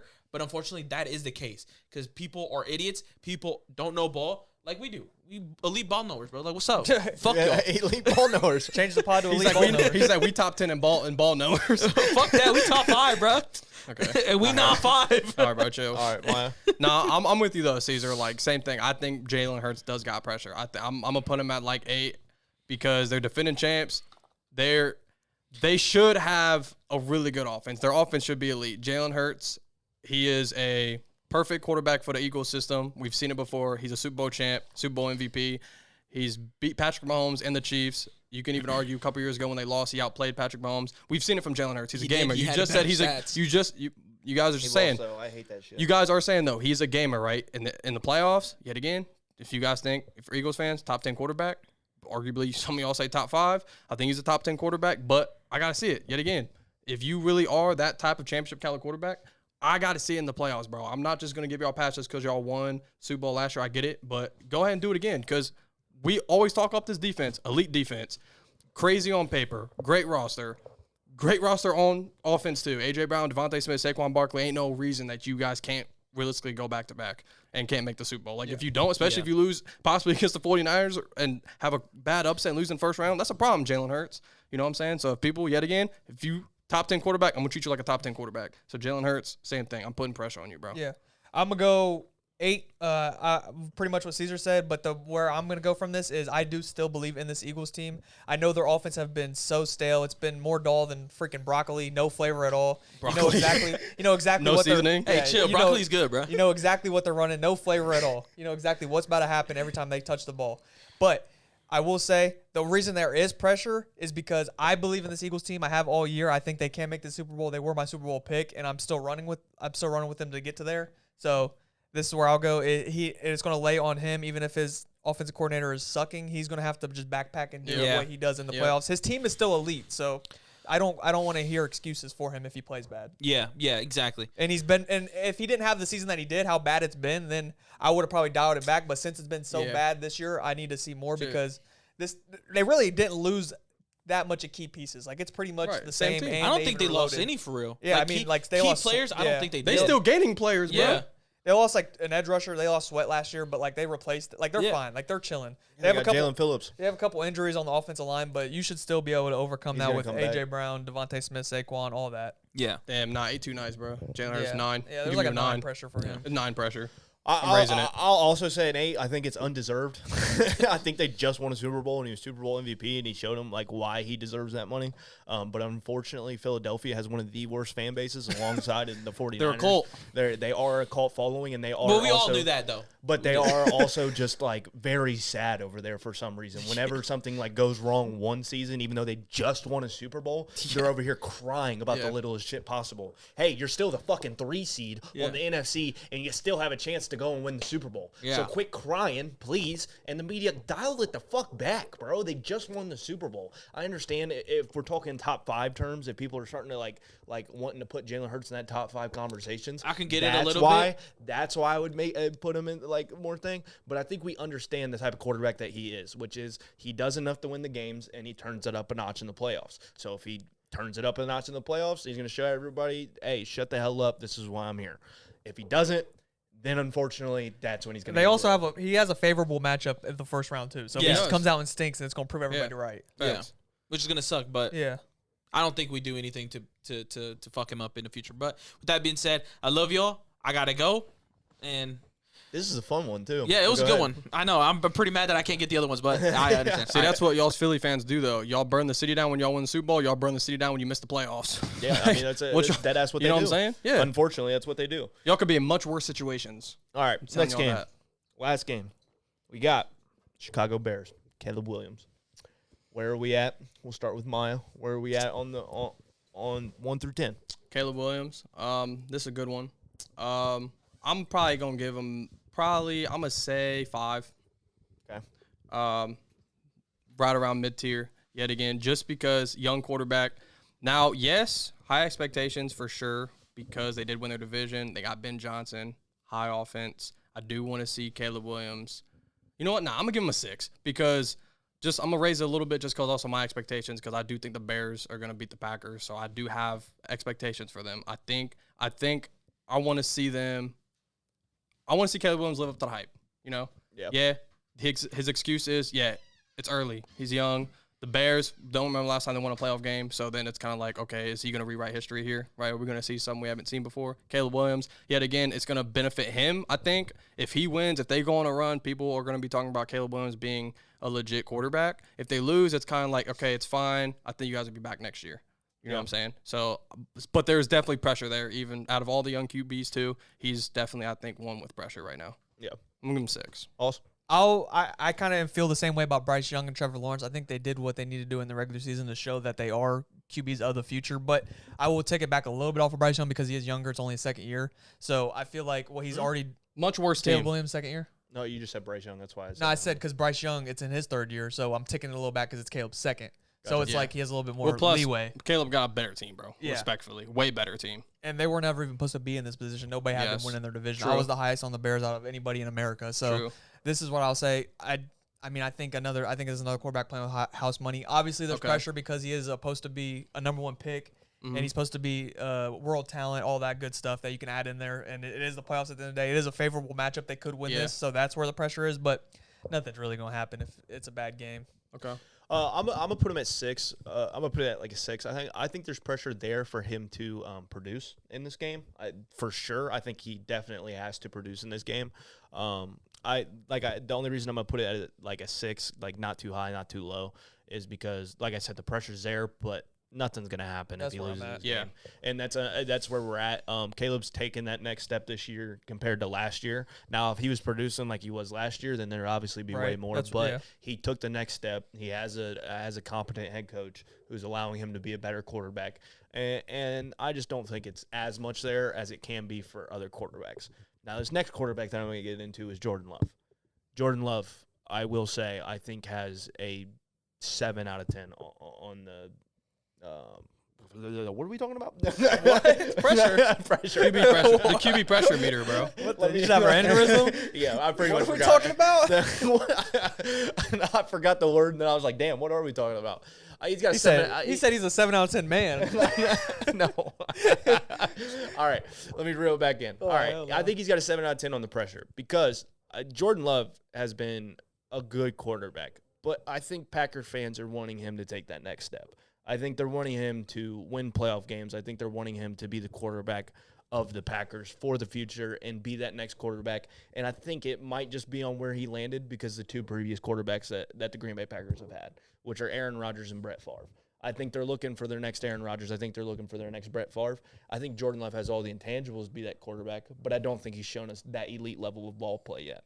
I think for them to go far into the playoffs, and this is also me because I think the Green Bay Packers are winning, I think he needs to do what he needs to do in order for them to win this game.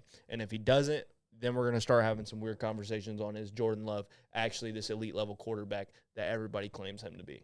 Yeah. I'll say this, going into the season, I wasn't too much of a Jordan Love guy, but actually locking in on him because of this podcast and everything, I've really liked what I've seen from him.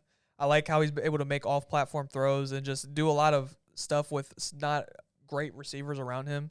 So I think, and with the injuries being there, I think that's going to be the excuse for him this year. I don't think there's a lot of pressure on him. I mean, I don't think they're favored in this game because, I mean, obviously Micah's injury and everything, but I've liked what I've seen from Jordan Love this year given circumstances. I mean, we did it last year. He had the top 5 QBR, so the stats are obviously saying that he's playing good enough to be that high. So I think I'm still like there with Jordan Love. I became a fan of Jordan Love after this year, just beautiful throws he makes and deep throws and all that. So I give it about. I mean, there obviously is still pressure for him because I think he can't. Because if he wants to be in certified top 10 talks, there's pressure there. So I'll give him about like a 6. Okay. Yeah. So I'm with you, Tuss. I'm gonna give him about a 7. Honestly, I'm seeing a consistent theme here with these playoff teams. Not gonna lie, there's a lot of young QBs with pressure this year because we're seeing different teams, seeing different QBs, a lot of young QBs that have a chance to prove themselves this year. Mm-hmm. Honestly, like that's what I've noticed. So especially in this first round, Jordan Love is one of those quarterbacks. I think he's kind of on that realm where like he a bubble quarterback. Some people think he's top 10, some people don't. If the Packers offense is healthy, if they come out healthy, fully healthy in this game, yeah, I think he definitely got some pressure because yet again, Jordan Love's another guy that we need to see it. I think you can be good. I think you can be that guy, but I want to see you got to prove it in the playoffs, bro. Especially we just talked about the Bears. It's a division rival, division matchup, first round. You own the Bears historically, right? That's already on your favor. And this Bears defense ain't that good. We were just talking about it. So if I see this Packers offense not move the ball, if I see them stall out, if Jordan Love has a bad game or doesn't find a way to win that game, then yeah, like we're gonna have conversations. Like I did take the Bears, but it's like yet again we talked about it's a coin flip game. But Jordan Love, if you really want to be put in that conversation, yet again, if you want to be a top 10 quarterback, top 10 conversations, got to play like one. I want to see it. This might be the weakest defense you play in the playoffs, so this is your chance to go out there and prove it, especially if you're fully healthy. Shit, I'm thinking about it. I might change this shit to an 8 because I just thought about it. Change it to an 8. You do not want to be the Green Bay Packers quarterback that can't beat the Bears. Yep. Historically, every Green Bay Packers quarterback has done nothing but beat the Bears. So that's a good you take. don't want to start getting that narrative as a Green Bay quarterback who can't beat the Chicago Bears. Yeah, but them Bears teams weren't that good though. Hey, man, them Green Bay Packers teams were that good, though. That's what I'm saying. Yeah. They had elite-level quarterbacks, unfortunately. But I just don't think, especially if you come out fully healthy, I just don't think Jordan Love's going to have a lot of excuses if they lose and or if he plays bad. Yeah. I feel like I'm predicting him to play good, so that's kind of where I'm like, I don't think there's a lot of pressure. I think he'll at least play good. Yeah. Gotcha. All right. That about wraps it up. That's everything that we have for this podcast. We didn't say Matt Stafford. Oh, shit. Oh, that's because Caesar fucked me up. I'm so sorry. Oh, because we're not done. And we skipped. Yeah. Oh, yeah, Matthew Stafford. Where are we at? I don't really have a lot of pressure on Matthew Stafford personally myself. It's at like a 2. I mean, he's probably going to win MVP. A 2. He's probably going to beat the Panthers, and then he's probably going to – I mean, he's going to face the Seahawks. I think if you're going based off of team-wise and what their expectations are, you can probably put a 6 maybe on him. Because this team is expected to go to the Super Bowl. That's where I'm at. So that's it, depending on where you're looking at. Matthew Stafford himself, I don't think has any type of pressure. I think he's on his way out. I think he's solidified his career. But if you're going team-based on what you expect the Rams to do with him leading that team, it's about a 6 because you want them to go to the Super Bowl. But I think this team is so good that they're going to make the NFC Championship regardless. Yeah. Awesome. I'm going to put a little bit more pressure on him because the only reason I would see the Rams offensively not clicking is because of him. Because obviously he has Puka and Devontae and the run game is great. So that would be where I put the pressure on him. You could, like, somebody listen to us be like, you guys didn't put any pressure on Aaron Rodgers because his legacy is cemented. But this is different because of the teams that he's on. Like Tyler said, this team is amazing. And this team, I feel like, could be easily a Super Bowl favorite, which we went over. It was second in odds. So, yeah, that's where the pressure comes from. If he has a game like Atlanta, then we're going to be like, bro, come on. I mean, and another thing I can't add to this, when he went to the Super Bowl and won the MVP, when he went to the Super Bowl and won, he didn't win Super Bowl MVP. Yeah, Cooper Kupp did. Yeah, Cooper Kupp did. So that could be another added little pressure there. Yeah, for legacy purposes. Yeah, I think with Stafford, I'm gonna go 6, just because like the situation he's in right now with LA. Even going into the season, I was super high on the Rams just because that defense is so good. He's thrown to one of the best wide receivers in the NFL. And Devontae Adams is a wide receiver too, is also nasty. So he's got a solid offensive core around him. This team is built to win a Super Bowl right now. Matthew Stafford, I want to see him get that second Super Bowl. I love Matthew Stafford, bro. And if he wins MVP, that's just going to put another argument on his case to if he doesn't win the Super Bowl. It's like, bro, like you threw up another crazy season, won MVP, we're the best player this season, and can't even make it out of the playoffs. Yeah. Right. You know, like you got to win the Super Bowl, especially on this team, because how many more chances is he going to get? I don't know. He could play until he's 40 years old, or he could win the Super Bowl and then be like, 39. No, I think he's 37. 30, is he 37, I think, yeah. So, I mean, who knows? He could win the Super Bowl again and then be like, I don't know, I'm good. Like, can retire. But you don't know what he's going to do. But based off his situation, how good the Rams are, he definitely got pressure, especially if he wins MVP. Yeah, because if he wins MVP, then wins the Super Bowl and the Super Bowl MVP, that puts him in another stratosphere. Especially if you're talking about Matthew Stafford. That's where the pressure is. Yeah. So, I mean, honestly, you could put that shit at like a 9. Yeah, I mean, you could raise it. Because, like, this could, like you would have to put Matthew Stafford, like, top 10 type shit. Yeah. Like, if he wins MVP this year, especially if you're all pro, like, that'd be one of the better seasons that you've seen from a quarterback. Especially if you're talking, like, from a legacy standpoint. But also, like, we know who Matthew Stafford is, bro. Like, he was an elite quarterback even on the shitty Detroit Lions. Yeah. So it's like we know that Matthew Stafford is that guy. He just never been in this situation like he is with the Rams. He's never had a team like this. So, like, you can put more pressure on him, too. But, yeah, like, I think it's like it's a boom or bust year. If they don't win the Super Bowl, it's like, oh, yeah, that's a disappointing season. For sure. Team-wise, for sure. Yeah, team-wise, I think the reason that I was saying, like, Matthew Stafford has, like, a 2 on that is because Matthew Stafford's so damn old, bro. He's already been here. He won his Super Bowl. Statistically, he's a top probably, like, 15 quarterback of all time. I'm not sure where he ranks on that, but I wouldn't be surprised if he is. He's probably going to play another 2-3 years because, I mean, he's had an MVP performance this year. He's going to get another extension. So, I mean, I don't see it, like, playing that much into his actual steps going ahead. But, yeah, I mean, if we're going if you want him to win and you want him to enter that top 10 conversation of quarterbacks of all time, winning all of those would be icing. Because I think this team, realistically, like fully healthy, is probably the best team in football. Yeah. So it's like it's kind of like what they did in 2021 when they beat the Bengals. Like that team was just crazy, ridiculous. Plus, if you want to submit him into the Hall of Fame, like if you feel like he's on the bubble right now with just one, like if he wins Super Bowl MVP. Yeah, bro, he's in. He'd have 2 Super Bowls. Yeah, 2 Super Bowls, MVP, Super Bowl MVP. Like, he's in. Yeah. Even if he doesn't get a Super Bowl MVP, if you have an MVP and 2 Super Bowls, bro, you're probably going to get that's it, what I'm saying. Like, statistical stats that he's at. But that route wraps it up, actually. Woo. Now that's it. Long pod, sorry. Long pod. It's playoff time, though. We're in our bag. But it's playoff time. You got to be in the bag. We got timestamps, so you no excuse to not watch it. Just skip through, bro. If you made it this far, we appreciate everything that you guys do. Please leave a like, comment, and subscribe. That would help us. It's been real. It's been fun. This has been For the Win.